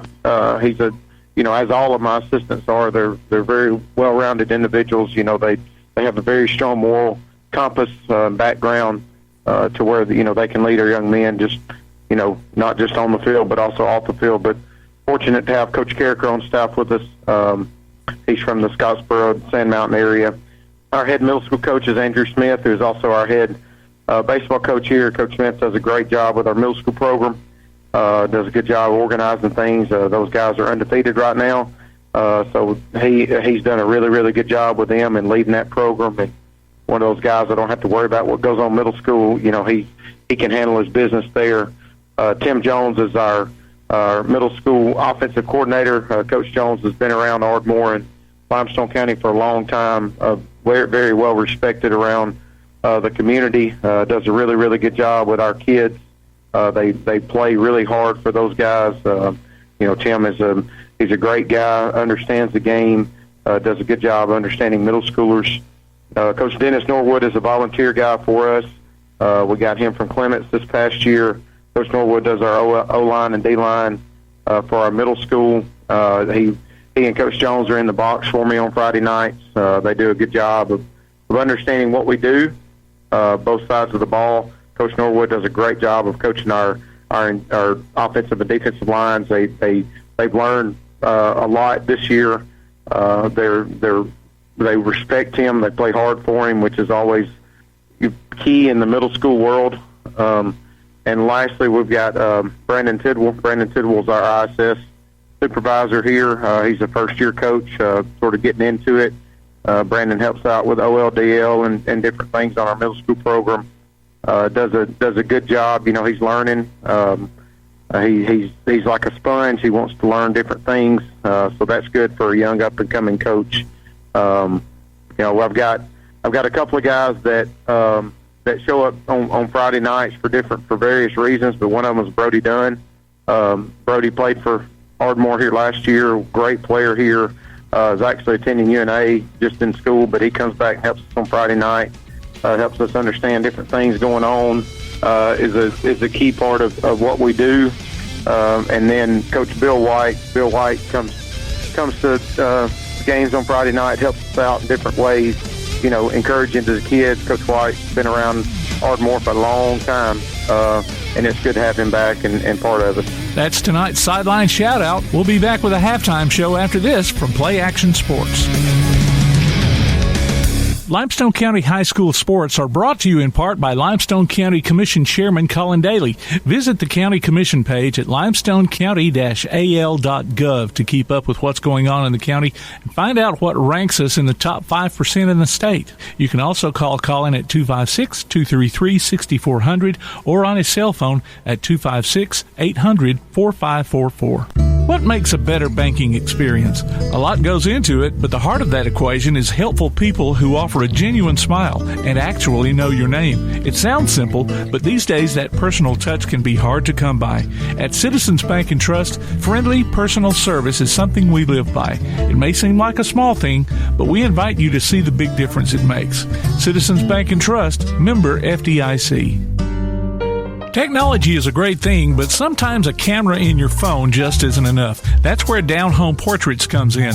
Robbie Newport at Down Home Portraits can capture any event you like. Sports, family, parties, or senior portraits. Call Robbie at Down Home Portraits at 777-3528. Visit them on Facebook or online at downhomeportraits.zenfolio.com. Down Home Portraits, 777-3528. Whether you've suffered massive storm damages to your roof or it appears to be only minor repairs you need, call Evans Roofing for a free inspection at 345-9179 or 614-2796. Don't trust one of those out-of-town operations that are here today and gone tomorrow. Evans Roofing is locally owned and operated, BBB accredited, bonded, and licensed, as well as licensed by the Alabama Home Builders. Evans Roofing offers a 10-year warranty and the lowest price guaranteed. Call 345-9179 or 614-2796 or visit them on Facebook. Evans Roofing. We'll be here after the storm. Come on out to Village Pizza on the Athens Square for the best freshly made pizza, wings, pasta, sandwiches, salads, and more. Folks from all over the Southeast rave about their food, service, and great atmosphere. See for yourself. Village Pizza, 222 West Market Street in Athens. Since 1951, Cream Delight in Athens has been a Valley tradition. From their upside-down banana split and milkshakes to chili dogs and pretzels, Cream Delight has served generations from the same walk-up location. Cream Delight, 401 West Washington Street in Athens. Keep up with Athens and Limestone County sports with a Play Action Sports Report. Look for it every Wednesday on your favorite podcast platform. The Play Action Sports Report. Scores, interviews, highlights, and more from school, youth, and amateur sports in Athens and Limestone County. The Play Action Sports Report every Wednesday on your favorite podcast platform or online at pasnetwork.net. Welcome to the Gibson Orthodontics Halftime Show. Gibson Orthodontics, 607 Hobbs Street East in Athens, a better way to smile. And welcome back to Ardmore. We are at halftime here at Ardmore, 35-0. Ardmore over Elkmont on homecoming night here at Ardmore. Big crowd has assembled tonight. Not seeing much of a game in terms of competitiveness, but it's still a nice event. It's homecoming night. There are people just crammed all in the end zone down there, Kirk. Despite the lopsided game, it's still a big event, still a big night. Listen, this is what I love about high school football because and I mentioned this in another broadcast we had a couple of weeks ago, high school sports in and of itself, in the essence, it's pure. It is true pure sports, and that's what we're here to see. I'm sitting here watching over our shoulder all of these kids, these younger kids that we're going to be announcing their names in the next several years. They're playing football, and you got cheerleaders that are cheerleading with the cheerleaders. I mean, that's what it's all about. You got Ardmore kids playing with Elkmont kids. That's about these communities, and that's proper. That has been going on since as long as I can remember. I can remember coming up here as a kid. And kids having these little games going on behind the stands. As I mentioned earlier, years ago, it was these block stands and wooden bleachers. You could fall through if you weren't careful. That's right. And kids would get back behind there and play. And, of course, they've really made the stadium very nice here, these nice metal bleachers on both sides. We're getting ready for homecoming. We're going to try to bring you some of those festivities. And, Tim, we're going to try to listen in on the band a little bit. So we'll turn it over to the PA announcer. Addison is the daughter of Sheila Jones and James Barnett. Addison is a member of the junior varsity cheer squad. She's been a cheerleader at Ardmore for 3 years. Addison enjoys spending time with family and friends and helping out at her mother's office. She is being escorted tonight by her father.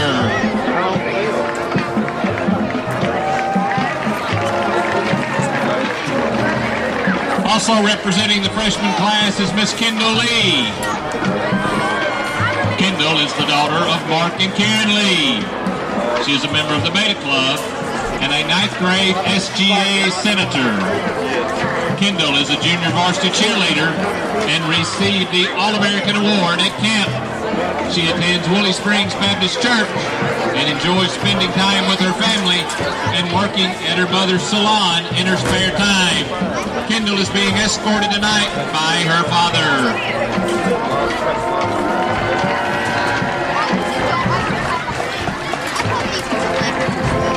Now for the sophomore representatives. First we have Miss Lindsay Anderson. Lindsay is the daughter of Ashley Anderson and Tara and Adam Anderson. She is a junior varsity cheerleader. Lindsay received All-American honors at camp. She is a member of Community Baptist Church. Lindsay enjoys shopping, eating Chick-fil-A, and going out of town. She is being escorted by her father. Next we have Miss Addison Burnett Isbell. Addie is the daughter of Amy and Jason Isbell. She is a member of the Senior Beta and FCCLA. She is a 10th grade SGA senator, student leader for Skills USA, and part of the Gifted program. Addie is a junior varsity cheerleader and received All-American honors at camp. She is an active member of the Millersburg Baptist Church. In her free time, she enjoys spending time with family and friends. Addie is being escorted by her father.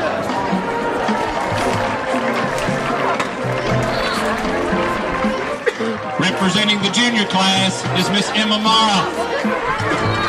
Emma is the daughter of Sabrina and Adam Mara. She serves as the secretary of SGA. Emma is a member of Senior Beta and Mu Alpha Theta. She has played soccer at Ardmore for 3 years.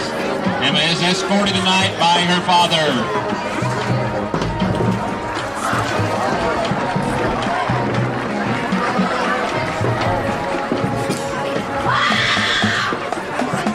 Also representing the junior class is Miss Lauren Moore. Lauren is the daughter of Gina and Gerald Moore. She is a senior member. She's a member of Senior Beta and Mu Alpha Theta. She is part of FCA and represents the junior class on the SGA.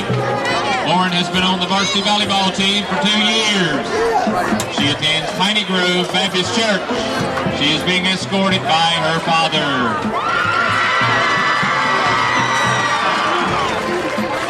Representing the senior class as one of the homecoming candidates is Miss Maggie Campbell. Maggie is the daughter of Kim and Johnny Campbell. She's a member of Senior Beta and Mu Alpha Theta. Maggie is a senior representative on SGA and is involved in the Athens Junior Civitan Club. This past summer, she represented Ardmore High School and Alabama Girls State. In her spare time, she enjoys spending time with family and friends. She is a member of Lindsay Lane Baptist Church. After graduation, she plans to attend the University of Alabama to pursue a degree in accounting. She is being escorted by her father.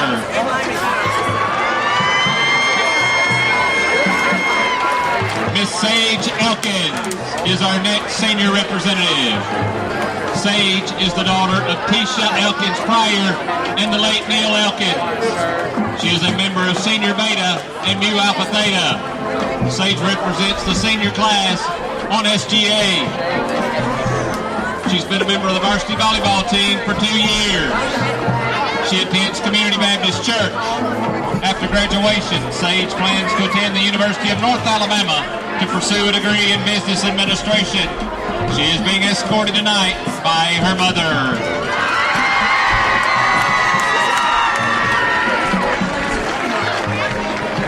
Next we have Miss Sakura Hotchkiss. Sakura is the daughter of Allison and Randy Hotchkiss. She's been a member of the varsity soccer team for 4 years. Sakura plans to attend Michigan State University, where she hopes to be a student athlete. She plans to pursue a business degree and become a cosmetologist. Sakura attends First Baptist Church of Ardmore. And in her spare time, she enjoys watching Grey's Anatomy. She is being escorted by her father.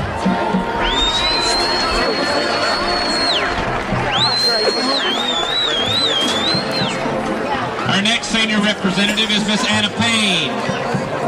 Anna is the daughter of Lori and John Payne. She is a member of Senior Beta and the First National Bank Advisory Board. Anna has been the drum major for the Pride of the State Line Marching Band for the past 2 years and has played French horn in the concert band for 7 years. She's a member of Westview Church of Christ. After graduation, Anna plans to attend Calhoun and UNA to pursue a degree in counseling. In her spare time, she enjoys spending time with family and friends. She is being escorted tonight by her father.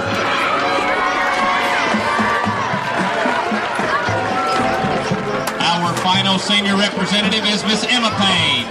Emma is the daughter of Lori and John Payne. She's a member of Senior Beta and the First National Bank Advisory Board. Emma has been in the band for 7 years and currently serves as the trumpet section leader for the Pride of the State Line Marching Band. She is a member of the Westview Church of Christ and enjoys shopping and being with friends.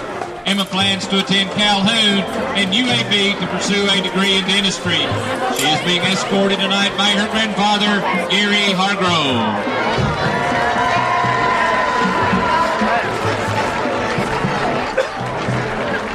The Flower Girl and Crown Bear tonight are Miss Aniston Williams and Master Liam Lovell. Aniston is the daughter of Brooke and Bo Williams, and Liam is the son of Chelsea and Payson Lovell. Aniston and Liam are in the 1st grade at Cedar Hill Elementary.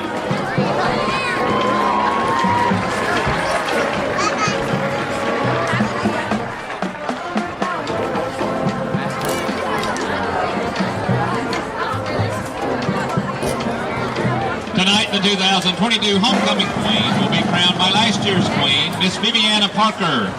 Vivi is being escorted onto the field by Ardmore High School principal, Mr. Glenn Bryant.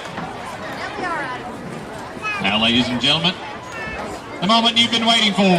The 2022 Ardmore High School homecoming queen is Miss Sage Elkins.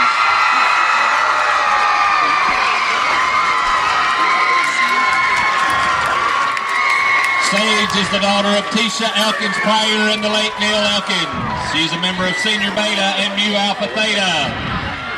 Sage represents the senior class on SGA. She's been a member of the varsity volleyball team for 2 years.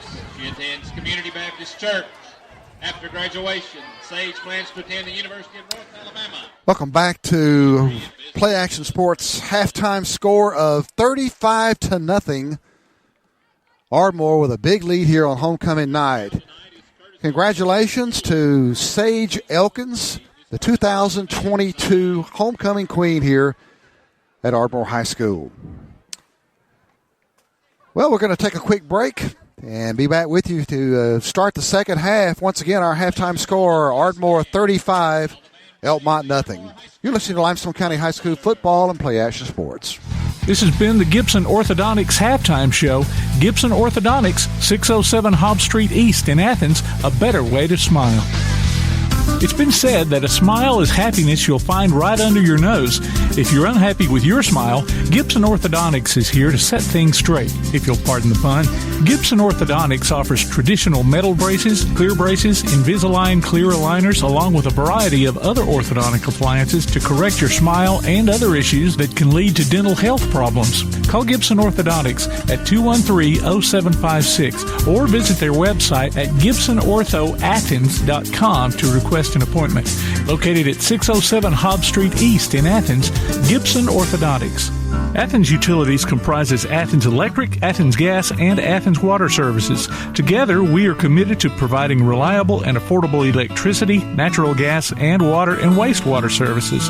We operate as part of the City of Athens, and just like our city's motto of Athens is classic, Southern character, we believe in supporting what makes our community special, and that includes Athens and Limestone County sports.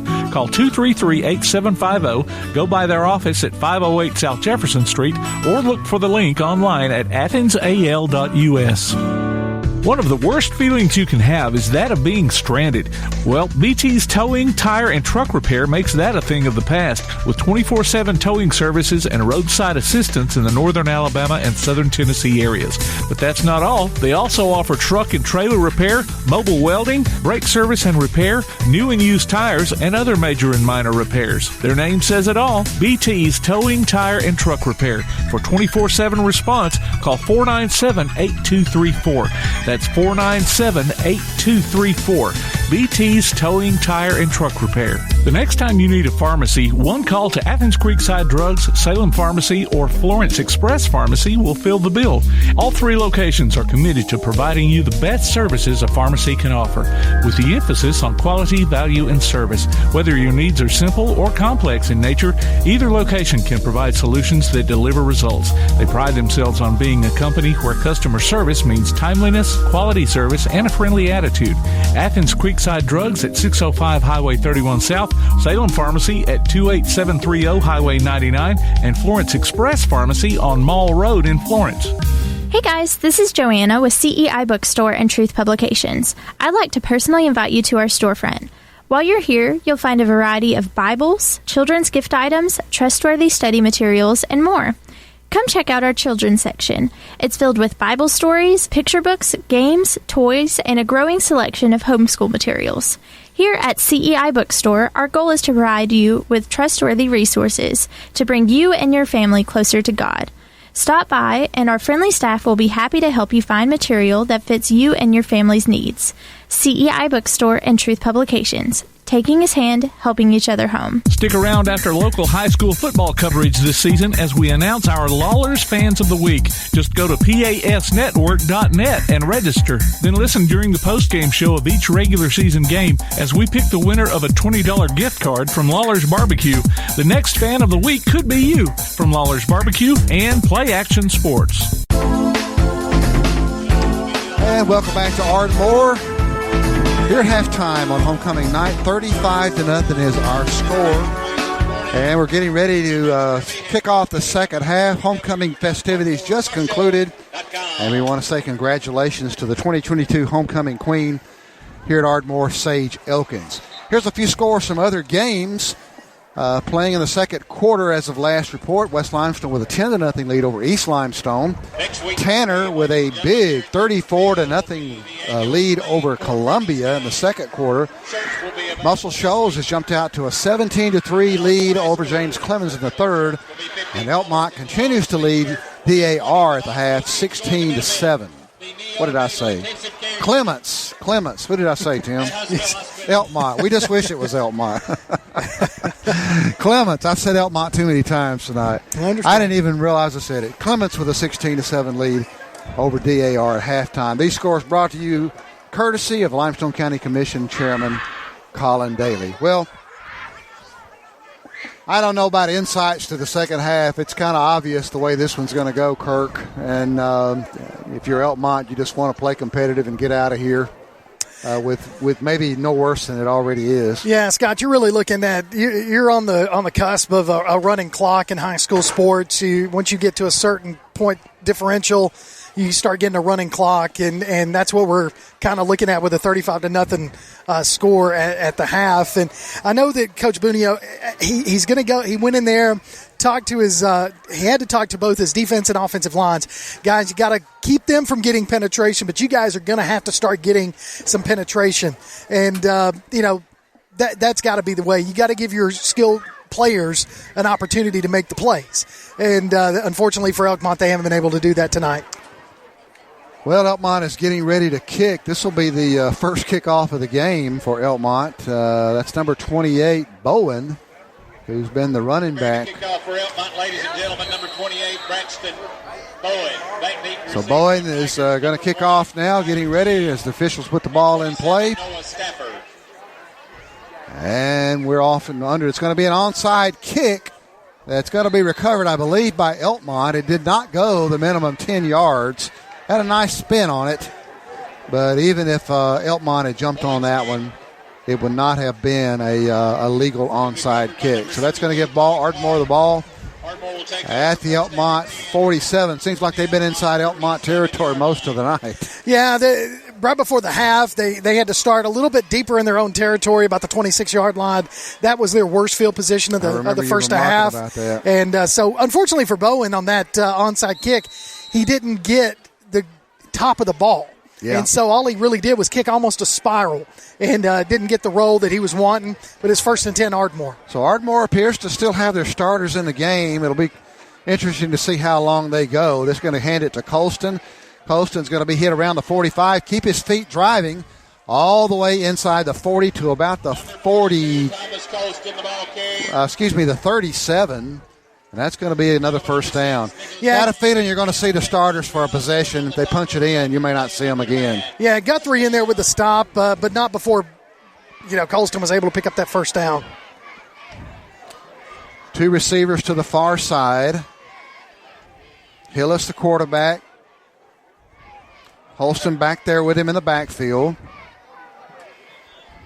Taking plenty of time here. They'll hand it to Colston. He's across the 35. Inside the 30, all the way down to about the 25, maybe the 26. And that's going to be another first down for Ardmore. Elvin May with the tackle there for Elkmont. Again, Colston, the big running back, the big bruiser, he's going to come out and take a breather, and you got number 16 coming in for them. That's Justin Coverdale. Coverdale, yeah. And he's shown flashes of pretty good speed tonight, I believe. Oh, yeah. We already mentioned it. Ardmore is not lacking in the speed department. So two receivers to the near side now. Hillis is going to hand it to Coverdale. He's going to go and be hit, and he'll struggle to get back to the line of scrimmage. It's a nice defensive play that time by Elkmont. And I didn't get the number on the tackler there. That's Noah Holt, number 34, was able to penetrate and get back there and make the initial hit. and then slow him up enough to where the rest of the white jerseys come in there and finish the job. So really a 1 yard gain on that run. Yeah, really a 1 or even maybe even a half a yard there. So nice defensive stop that time by Elkmont. And they're going to hand it this time again to Coverdale. He's going to get a little more positive yard this time, running behind his right guard, right tackle, down to about the 21. And that's a pickup of about, I want to say about 4 or 5. And that's going to bring up 3rd and 5 for Ardmore. So what you've got in the backfield right now, you've got Skylar Jean, number 1, and you've got Coverdale back there again. Those are the speed backs. Absolutely. And so if they can get around the corner, you're going to see their speed. They're a little different than Colston. Colston, the big bruiser. And Hillis is going to keep it on the take it around the left end. He's going to get a first down inside the 10 to about the 8. And that'll be 1st and goal from that spot for Ardmore. Knocking on the door once again. Yeah, number 11 gets in there with the tackle. Cole Holt in there as well as number 9. That's Landon Wells being able to get in there and make that stop. But, again, not before he picked up the first down, put him in scoring position again. So I said the 8. Looks like it'll be closer to the 9. Either way, 1st and goal Ardmore. 9:16 to go here in the third quarter, with Ardmore with a big 35-0 lead. Looks like the stands may be clearing out just a bit.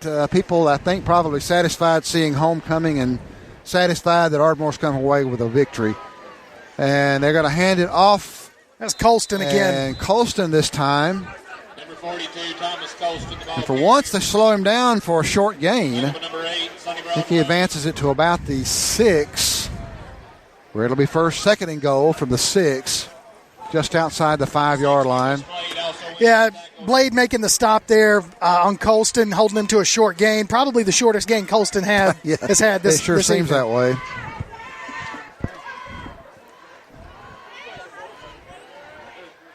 So the clock is running. Ardmore in no hurry here. None. Well, it would be running anyway after that handoff, would it not? Possibly. We'll see here. We'll see what happens. Yeah. They'll give it to Colston once again. He goes around right in, and he'll be bottled up after he gets inside the 5. Yeah, I'm guessing about the 4. A little hard to see from our vantage point. Noah Holt with the stop. And I'm noticing something from Colston that I don't think the officials are picking up. If you'll watch this, Scott, what you'll see is right before the snap, you'll see Colston lean just a little bit. He's done that several times tonight and has not been called for it. Let's see if the officials catch him this time. If you're the Elkmont coach, you got to be pointing that out. So 3rd and goal from the 3. They'll give it to Colston, and he will be hit and bounce into the end zone, I believe. He is in there for another touchdown. I have not seen the officials. I didn't see the officials' hands go up, but it was obviously a touchdown. Yeah, he was so far in the back of the end zone. If it's not a touchdown, I don't know where he's Well, that's what I thought. I kept looking for the official and never saw the hands. So with 7:31 to go, Ardmore tacks on another touchdown, and Rodriguez is back in to attempt yet another extra point. He's been perfect on the night, 5 of 5, and he looks to add a point here to put the score to 42-0.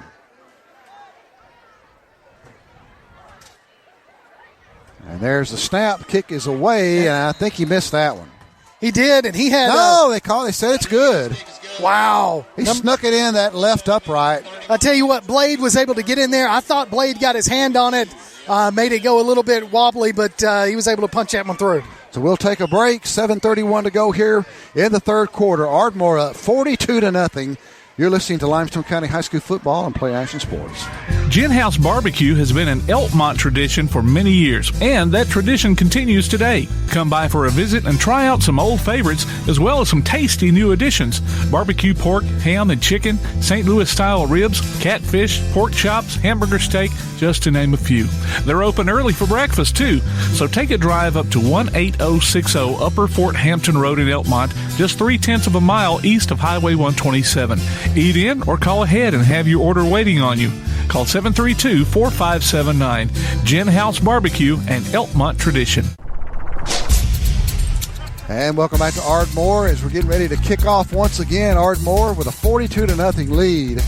And that's going to be taken by Holt down around his own goal line. He's going to get out of there, across the 10, 15, 20, 25. Well, he won't get to the 25. He'll go backwards down around the 20-yard line, and Elkmont will set up shop there along the 20.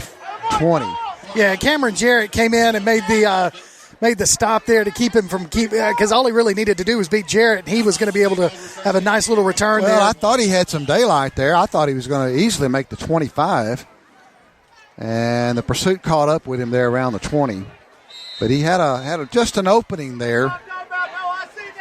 So here we go. That same set that we've seen all night with Holt and Bowen. He'll hand it to Bowen. Bowen's going to get some positive yardage as he works and drives up across the 25 to about the 26, I believe. Yeah, Nathaniel Murphy with the tackle from the linebacker spot there for Ardmore. But Bowen able to pick up 5 yards. That's a good run there by him. Yeah, it is a good run. Wonder if we're seeing some fresh faces on the defensive side for Ardmore now. Holt in the shotgun. He's back to pass. Looks, it is incomplete. Ooh. It was knocked. Ardmore player got a hand on it, and then they almost deflected into the hands of the Elkmont player, but he couldn't quite grab it. And there was yet a third player, another Ardmore player, that had a chance to grab it, but it falls harmlessly to the ground. Yeah, that was a slant pattern there by Ethan Adams. Just the ball was thrown behind him.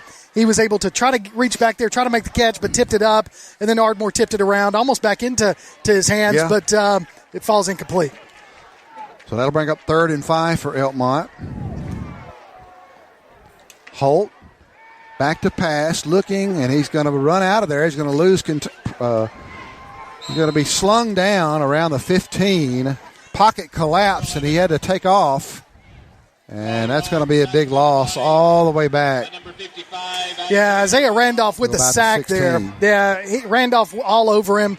Holt not able to get away from him, and big loss of yardage brings up 4th down. Call it the 17, and that'll bring up 4th and 13 now for Elkmont.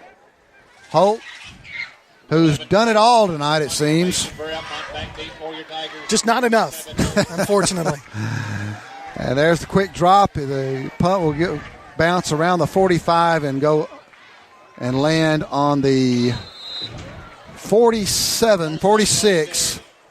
Ardmore in their own territory. Yeah, they'll put the ball in play. You know, you kind of, unfortunately for Elkmont, fortunately for Ardmore, but unfortunately for Elkmont, they just haven't been able to put Ardmore in a hole. No. Every possession has been good field position for Ardmore, and they've just taken advantage of it. They have yet to be had to drive the field. Flip side to that, Elkmont, just about every time in their own territory, deep. Well, you pointed out earlier in the first half, the worst field position they've had all night was been, the 25, 24, 26, something like that, somewhere in there.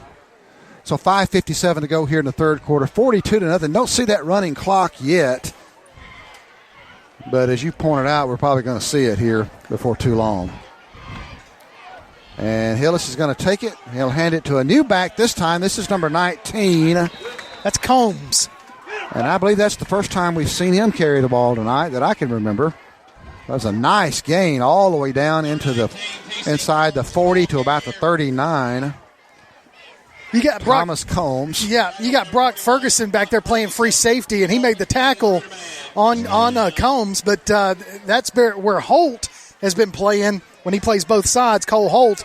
So you've got a new person back there giving Holt a break, and Ferguson. He ran 15 yards untouched. When your free safety has to make the tackle, that's usually the case. Trouble. Yeah.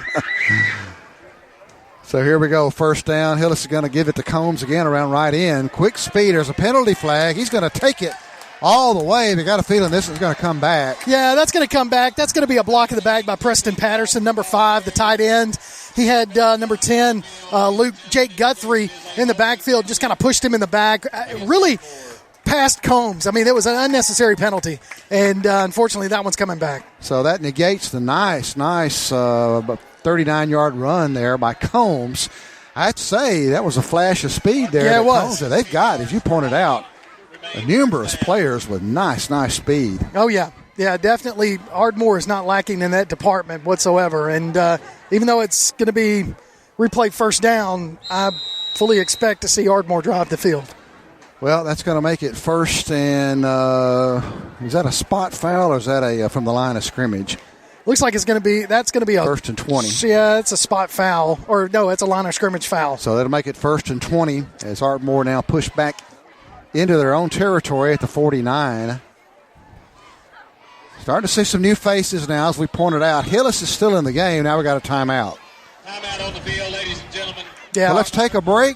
5:11 to go here in the third quarter. Ardmore with a 42-0 lead over Elkmont. You're listening to Limestone County High School football and Play Action Sports. Whether you've suffered massive storm damages to your roof or it appears to be only minor repairs you need, call Evans Roofing for a free inspection at 345-9179 or 614-2796. Don't trust one of those out-of-town operations that are here today and gone tomorrow.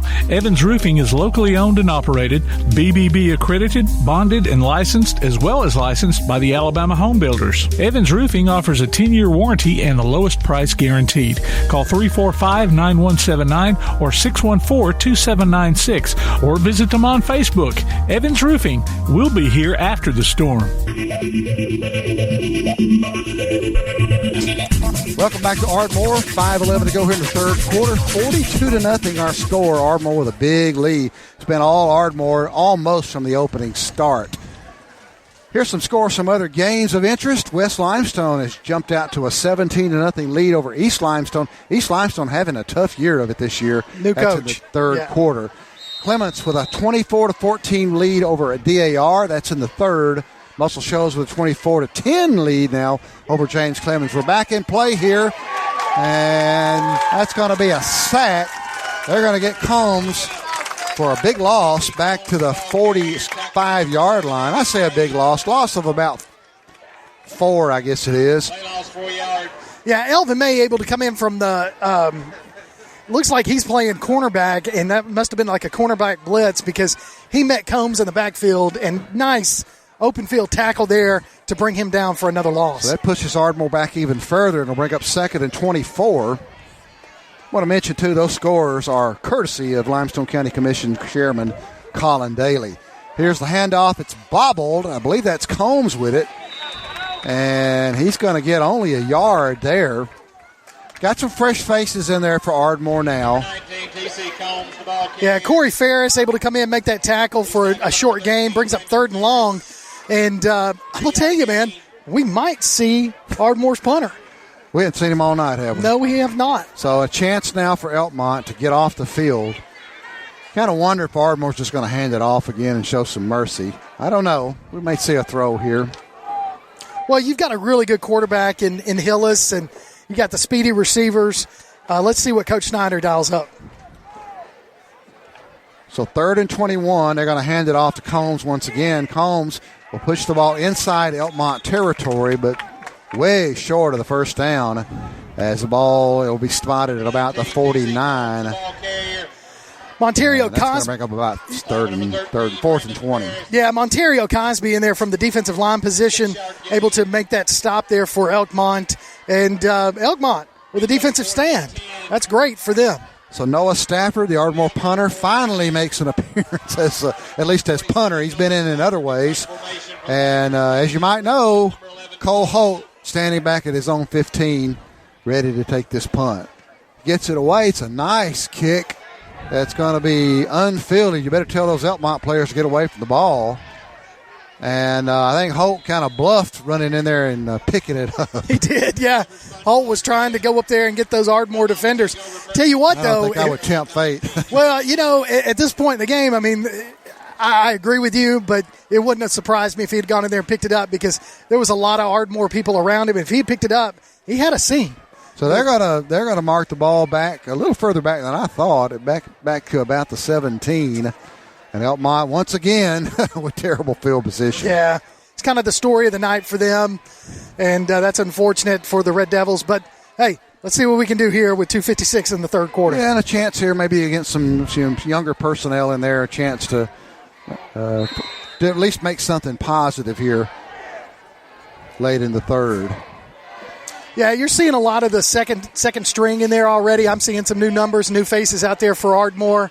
So maybe we can get Elkmont to sustain a drive here. So Elkmont now, here comes a man in motion to the far side. That's Trenton Moray. And that comes back the other way. And he's got the ball. I say that's not Moray. That's Cameron Jarrett. Oh, I'm looking at the wrong roster, sorry. That's all right. That's number 2. That's Chambliss with the carry, and Chambliss got some good positive yards there on that little end around. I usually manage to look at the wrong roster at least once a game. Oh, I did it right off the bat, so I've already got, hopefully, mine out of the way. So pick up his 3 there, as Kirk pointed out, and that'll bring up 2nd and 7. Yeah, I'm just sitting here looking at this defense. That's a lot of new numbers out there. That is a lot of new numbers, as you would expect. Holt's going to throw it out in the flat. That's to number 10, I believe. That's Jake Guthrie. We've called his name a couple of times tonight. He'll push it forward for a few yards. Well, not a bad gain there. He'll move it out to about the 25, I believe. That'll bring up 3rd and 3. Yeah, from the 35. Yeah, Cameron Jarrett, free safety for Ardmore, comes up and puts a shoulder pad right into the shoulder of Guthrie, knocking him out of bounds short of the first down. It's a good heads-up play by him. So a possession down here for Elkmont once again. Holt waiting on a play. Well, looking over to his sidelines for a play. Plenty of time on the play clock, down to about 12. He's going to hand it to Bowen, and he's going to be tackled and hit hard for a big loss back to the 15. Yeah, that's number 44, Andrew Mendoza.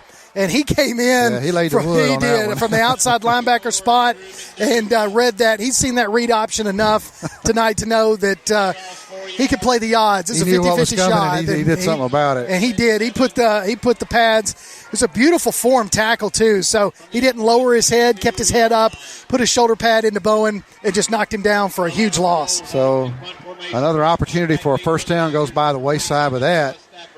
And Holt's going to kick it, and it's going to go only to about the 37-yard line.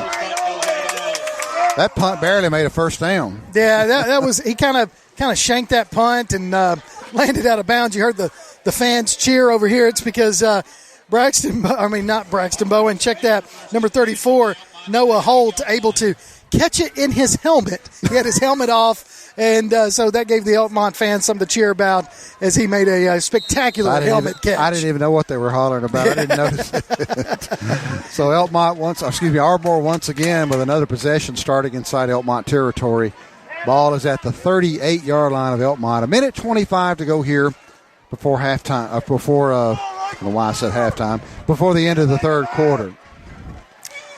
Yeah, and you're seeing you definitely, and we mentioned this in the first half, Scott. You're seeing timeout Ardmore, but you're seeing the difference in depth because Elkmont has got to play there. Probably got 15, maybe 16 players that they can move in and out for both sides of the ball. And Ardmore has got a complete different second teams. Yeah, absolutely. So you're probably going to see second team offense here in just a moment. But Coach Snyder, because he was taking a little bit too long, he went ahead and called a timeout. Well, I have a feeling they were trying to figure out who to put in where. Yeah. With subs is probably what was going on there.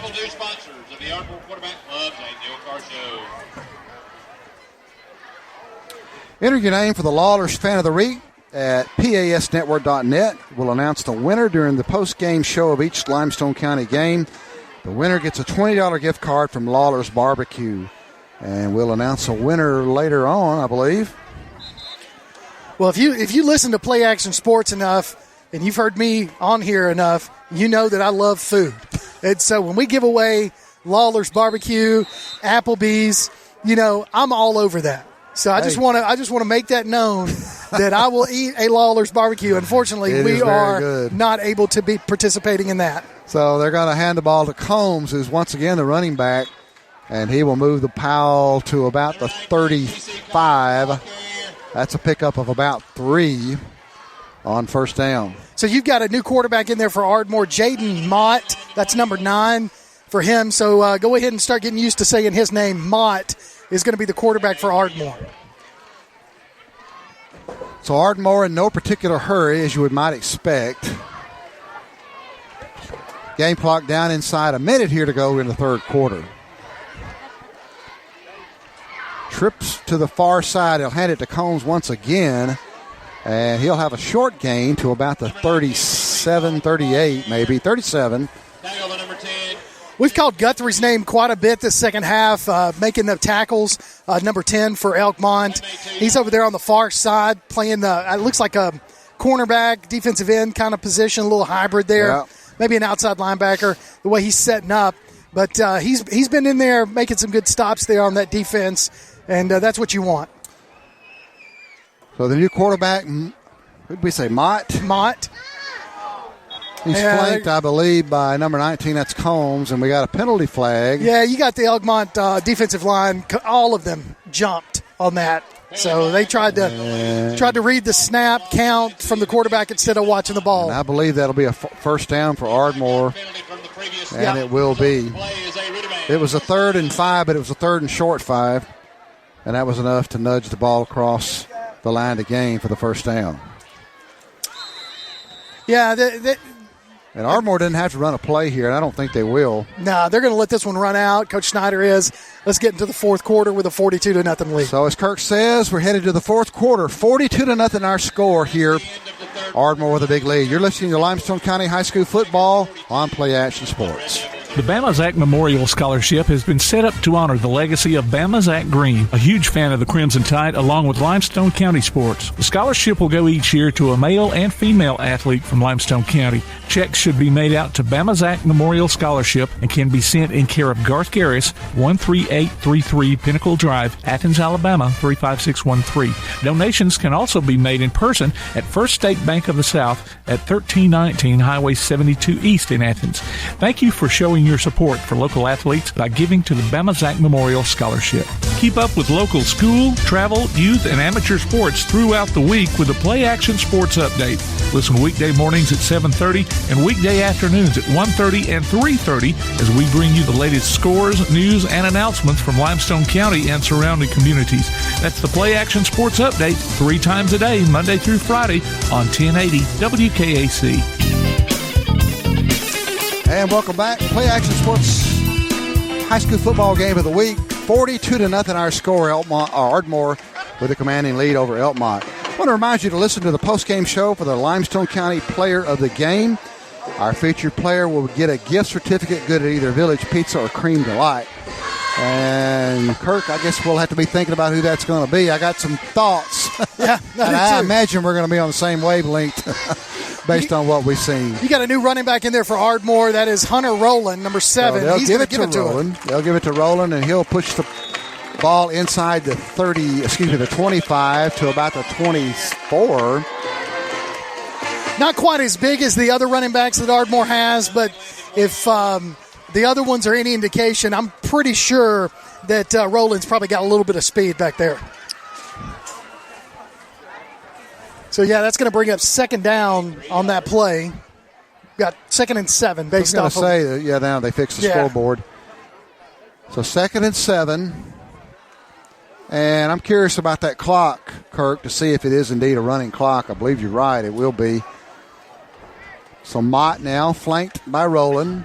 And he'll keep it and go around the right end, still on his feet, and he'll be hit along the line of scrimmage.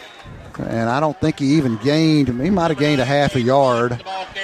Several of the Elkmont defenders back there to kind of slow him up, and then Guthrie, number 10, comes in and finishes him off with a nice tackle for barely a gain, if any. So really no gain at all there. So third down and 7 now from the 25. Ardmore once again in Elkmont territory, as they've been what it seems like most of the night.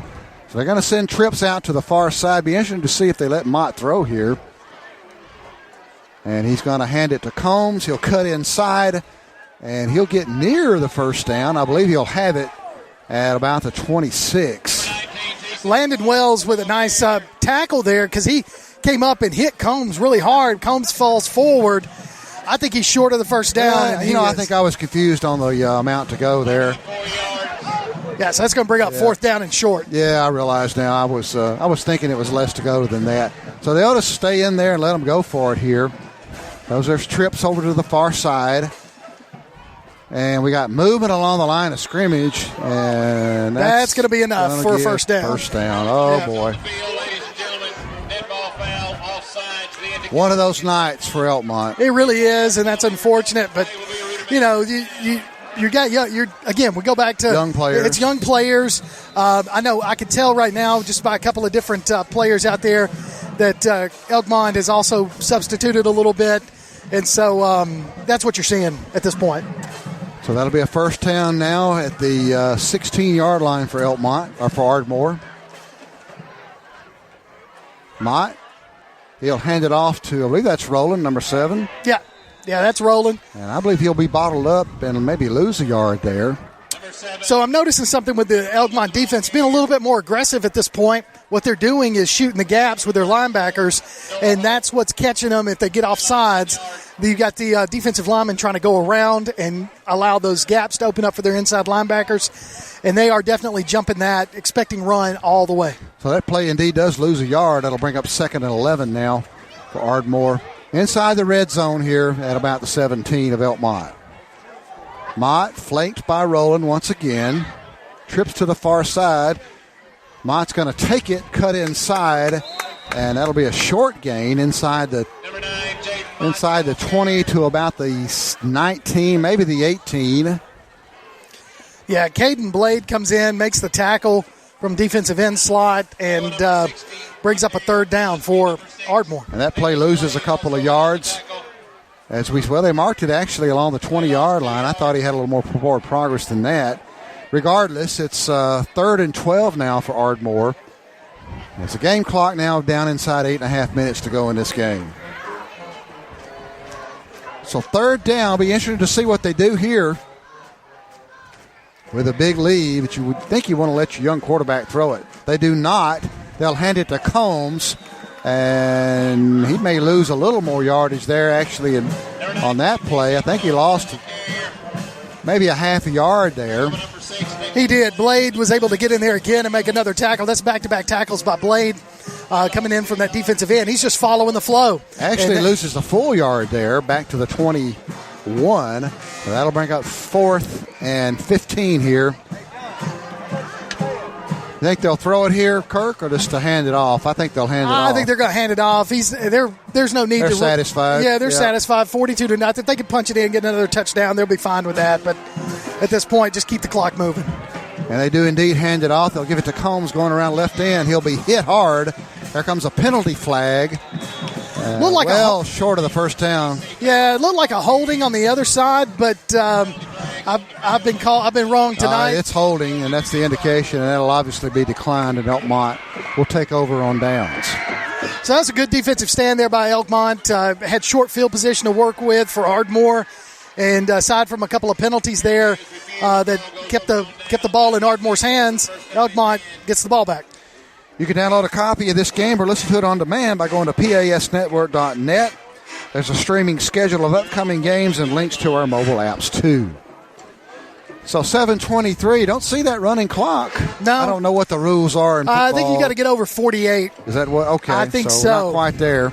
7:23 to go in the ball game. 42-0. Elkmont, outside their initial possession of the game, has really had nothing much positive go right in this game. They're overmatched, as we've talked about, and it's just been that kind of night for Elkmont. Holt is going to stay in there, I believe. And he's going to take and throw it, and it's incomplete, intended for number 3. It looked like Ballou. Number 11, Cole Holt's pass. Yeah. Number 3, Caden Ballou right there. Caden Ballou, you're correct. Just threw it right behind him. Yeah, I was going to say, just a slight bit behind him. The ball probably was catchable, but would not have been an easy catch. Yeah, no, he threw it behind him, and Ballou wasn't able to get his hands on it. But I tell you, if he'd have made that completion, he had some green in front of him. So 2nd and 10 now for Elkmont. Here comes a man to the near side. That's Ballou. He's going to take the handoff. He'll cut inside, show some of that speed as he gets up to about the 25. Yeah, that's Nick Chambliss, number 2. Oh, sorry. On the carry. That's all right, because he was able to come around and take that handoff, pick up some positive yards, so a 3rd down and short for Elkmont. So thanks for that correction. That is indeed Chambliss. And that's a pickup of about 7 on that play. Play made 7 yards. Holt. Changing the play. Elkmont just looking for something positive here to get a first down. Holt's going to go back to pass. He's going to sling it out in the flat. It's going to be incomplete. Looking there once again for number 2, Nick Chambliss. That ball bounced to the ground. Yeah, he kind of threw that straight into the dirt. Unfortunately, that probably wasn't Holt's best pass of the night. But that does bring up 4th and short for the Red Devils. I mean, you're going to lose anyway. What's the harm in just going for this one and yeah, I mean, giving yourselves a chance maybe to score? But yeah, when you're at 6.5 minutes left, you just you do what you got to do. Try to get out of here. Yeah. That's probably Ardmore's probably going to hang on to and run as much clock off once they get the ball back, if they get the ball back. So Holt now in punt formation, as it seemed he has been much of the night. There's going to be a penalty flag, I believe, on Elkmont. Ardmore had nobody back. The player that came in, I believe that was Chambliss, came in late. I don't think he was set. Did they call that? No, they didn't, but I see what you're referring to. They did let that go. That's been kind of the other thing on special teams I've noticed for Elkmont, some confusion. They've been running in players. They're not paying attention, and that's something that I know Coach Bunio is going to really address this week in practice. Guys, when we're getting out there, we got our special teams. I need you out there. You know your roles. Get out there and do that, and that's something I've noticed all night tonight. Well, the punt will roll all the way down to the 32-yard line of Ardmore. Ardmore in their own territory now, starting a drive, which has been somewhat unusual tonight. So Mott's going to stay in there as quarterback, flanked by the young player Rowland. He's going to give it to Rowland. Rowland's going to be hit immediately and lose a couple of yards back down to the 30-yard line. Looked like somebody might have missed their block there, Kurt. Yeah, Blade came in. He was able to shoot the gap, and really nobody touched him as he went back there and made that tackle. So another Blade tackle for Elkmont, and showing up here in the second half, making a difference on defense as much as he can. So call it a loss of 3, actually. That'll bring up 2nd and 13. Down under 6 minutes to go here on homecoming night here at Ardmore. Mott, he's going to give it to Rowland once again, and he's going to be bottled up and hit along the line of scrimmage for no gain.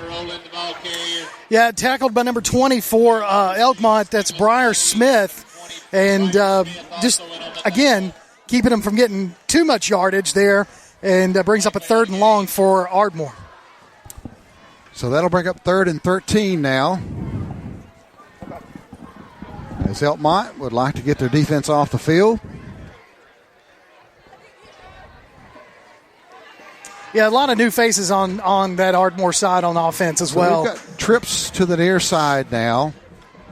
I believe that's Combs in the backfield. He'll take the handoff, and he'll go forward. He got a first down across these. I believe it's a first down across the 40 to about the 44, and that is a first down.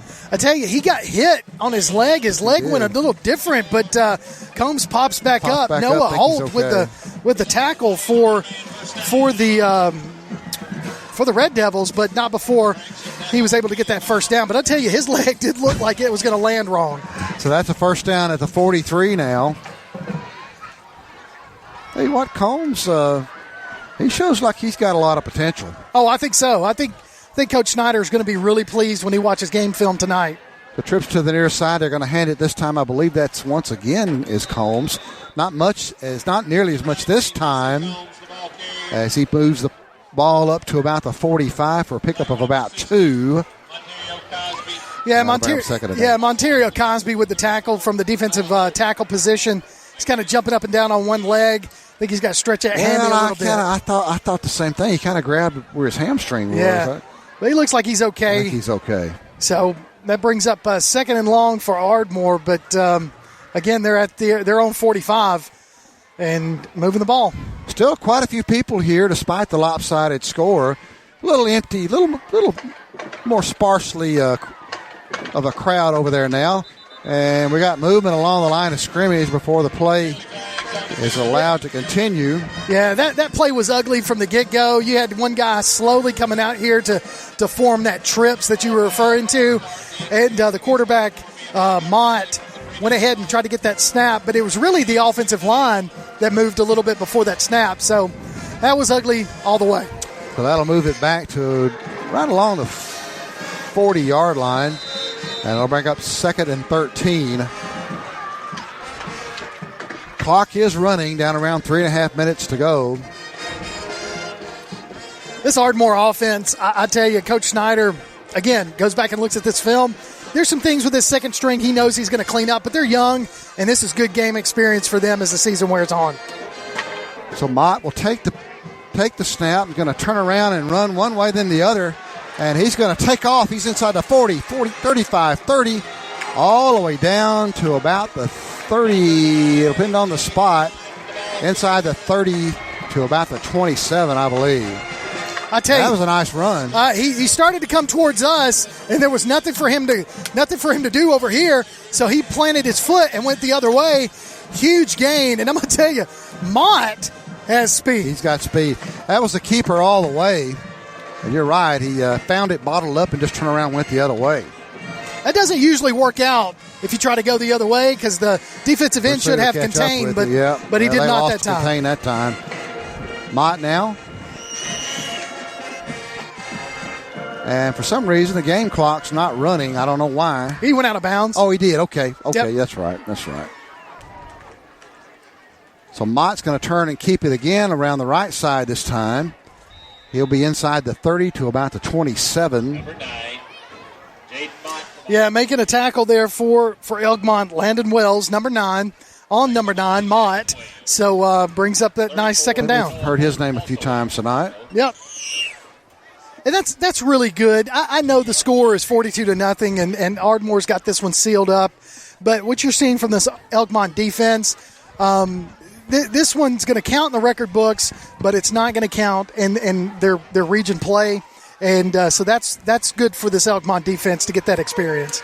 So 2nd and 8 now as Combs is going to take it around the left end. He'll cut inside to about the 26 for a pickup of about 3. And that's going to make it about 3rd and 5, I would imagine. 3rd and 6, maybe. Yeah, Kate Hawkins, number 55, with the tackle from the nose guard position. And just, again, I want to go back to that and just kind of say this Elkmont defense is not giving up. Still playing hard. And they're playing hard, and that's what you want. So, again, they're going to go in there, and they're going to see this, and they're going to see where they need to be for next week's game and get prepared for that. I got a feeling, Kurt, with a minute 45 to go here, I have a feeling they're going to grind it out here and run the clock out. Mott's going to hand it this time. I believe that's number 41. That's a new ball carrier. Tyler McKnight. Tyler McKnight carries that ball for a couple of yards, but still short of the first down. And we got a player down on the field. Yep. Stoppage of play. Yeah, that's Monterio Cosby. We referenced him a while ago holding his hamstring. He's down right now on the field as that play clock will stop with 1:19. Here's some scores from some other games. Tanner with a big lead over Columbia, 46-0. DAR has now came back and taken the lead over Clements, 27-24 in the fourth quarter. Muscle Shoals has pushed the lead out to 31-10 over James Clemens in the fourth. And West Limestone now running away from East Limestone, 31-7 in the fourth. Again, those scores brought to you courtesy of Limestone County Commission Chairman Colin Daly. Well, you referenced a while ago talking about Elkmont building their program. Clements is really building their program better. as well. They're getting better. And that's something that, again, all these Limestone County schools and the Athens City, all of these teams, that's what we want from our community. We want to see all of them succeed. Absolutely. And they're doing that over there in Clements. Well, 1:04 to go here in the ball game. Mott in the shotgun. Those trips now to the far side. And he's just going to take it on the keeper and going to run out of bounds. Probably not what they wanted to do there. He did get the first down, I believe. That was 4th and 3. Yeah, he got the first down and took it to 52 seconds. So we'll probably see. Just put a knee down. And yeah, I think that's what you're going to see. You should see that. You should see the victory formation. I was going to say, just kneel the ball now. I mean, you're going to run 2 plays. So kneel and take the first down and go home with a homecoming victory for the Ardmore Tigers. Well, I don't know if a 42-0 loss is respectable for Elkmont, but it's a lot better than what it could have been. True. The way this thing was going. And again, I mean, these are all, they're playing different. They're playing up in their classification. That's right. Against this Ardmore team, the depth chart and all of that. They got a penalty flag on the play. I don't wonder how many flags we've had today. There must be a substitution error. Yeah, that's delay a game. I thought I saw him give the substitution, but it is the delay of game. Yeah, so Ardmore's going to move back a little bit, but again, 51 seconds left. Yeah, might as well just fall on the ball. Yeah.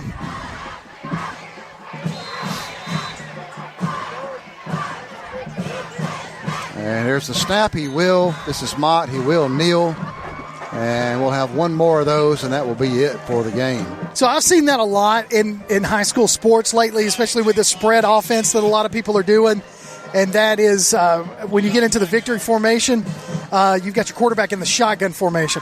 And see, that to me is a little bit dangerous. I wouldn't do that. A bad snap. You want your quarterback under center, but I'm not getting paid to make those calls. So, whatever Coach Snyder wants to do. Not getting paid to do this either, are you? You take what you can get, man. We just have a good time with it. So probably one more snap here. And now we're going to get a timeout. That's an official timeout. And I think they're going to recycle the clock there. I believe that was the indication. Yeah, that's exactly what they're doing. Now the play clock, you've got 10-second difference, so that's it. So here we go. This will be the last snap. They actually don't even have to snap it, and I don't think they will. And that's the ball game. That is the ball game. Well, once again, our final score, Ardmore with a 42-0 victory over Elkmont here on homecoming night. Kurt, observations? Well, I mean, again, you mentioned this earlier from the get-go. Elkmont was able to sustain a little bit of a drive on their opening drive. Some of that was helped with the Ardmore penalties. I know Coach Snyder is going to address that as well, because they think there were 3 or 4 penalties right off the bat against Ardmore, and that helped Elkmont get up to their own 49-yard line. But then right after they made that play, they fumbled the ball, turned it over, and then it's been Ardmore ever since. Totally deflated up on that. Yeah. I don't know, even if they had not done that, if they could have withstood Ardmore just due to the size and talent difference and depth differences. But it could have made a difference in how the game played out. Sure. Well, we're going to take a break for a moment. We'll be back and talk about the player of the game here and finish things up here from Ardmore. Once again, our final score, Ardmore 42, Elkmont nothing. You're listening to Limestone County High School football on Play Action Sports. Technology is a great thing, but sometimes a camera in your phone just isn't enough. That's where Down Home Portraits comes in. Robbie Newport at Down Home Portraits can capture any event you like. Sports, family, parties, or senior portraits. Call Robbie at Down Home Portraits at 777-3528. Visit them on Facebook or online at downhomeportraits.zenfolio.com. Down Home Portraits, 777-3528. Gin House Barbecue has been an Elkmont tradition for many years, and that tradition continues today. Come by for a visit and try out some old favorites as well as some tasty new additions. Barbecue pork, ham and chicken, St. Louis-style ribs, catfish, pork chops, hamburger steak, just to name a few. They're open early for breakfast, too, so take a drive up to 18060 Upper Fort Hampton Road in Elkmont, just 0.3 of a mile east of Highway 127. Eat in or call ahead and have your order waiting on you. Call 732-4579. Gin House Barbecue and Elkmont Tradition. What makes a better banking experience? A lot goes into it, but the heart of that equation is helpful people who offer a genuine smile and actually know your name. It sounds simple, but these days that personal touch can be hard to come by. At Citizens Bank and Trust, friendly personal service is something we live by. It may seem like a small thing, but we invite you to see the big difference it makes. Citizens Bank and Trust, member FDIC.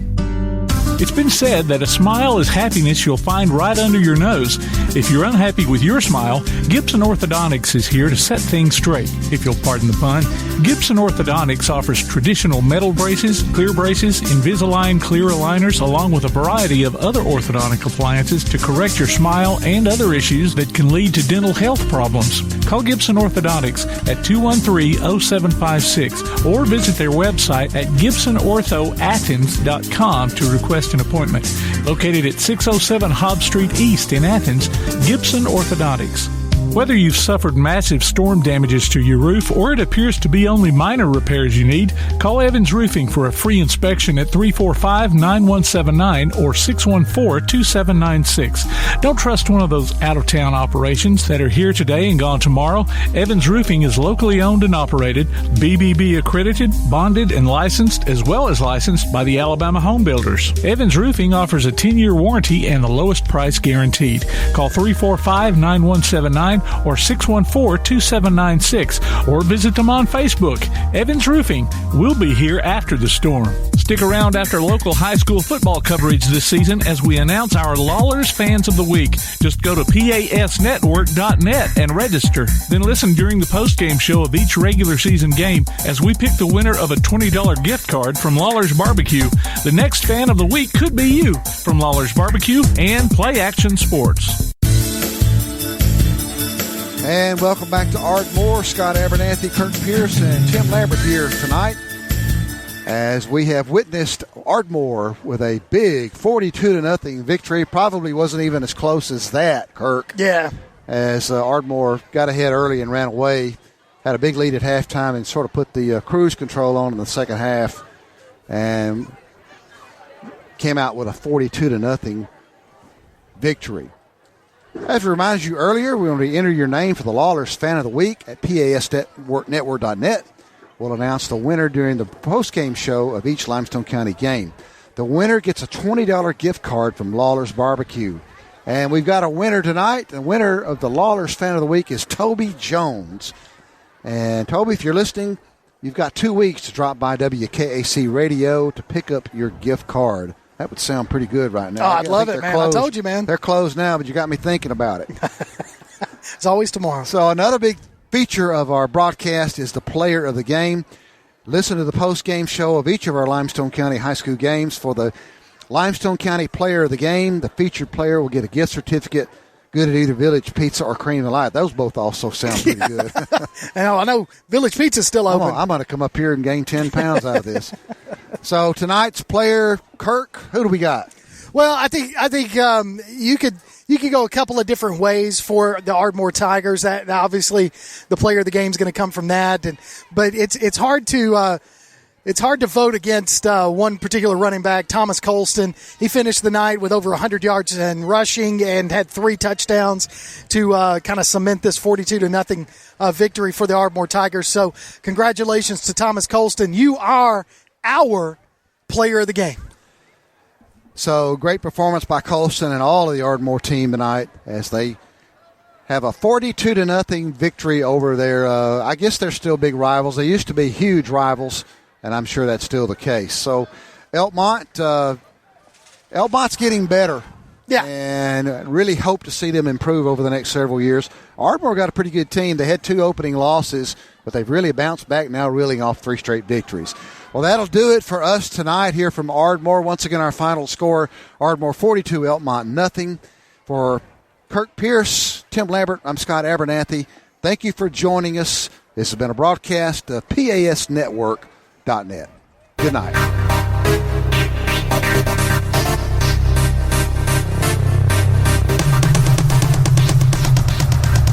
You've been listening to Limestone County High School football on the Play Action Sports Network.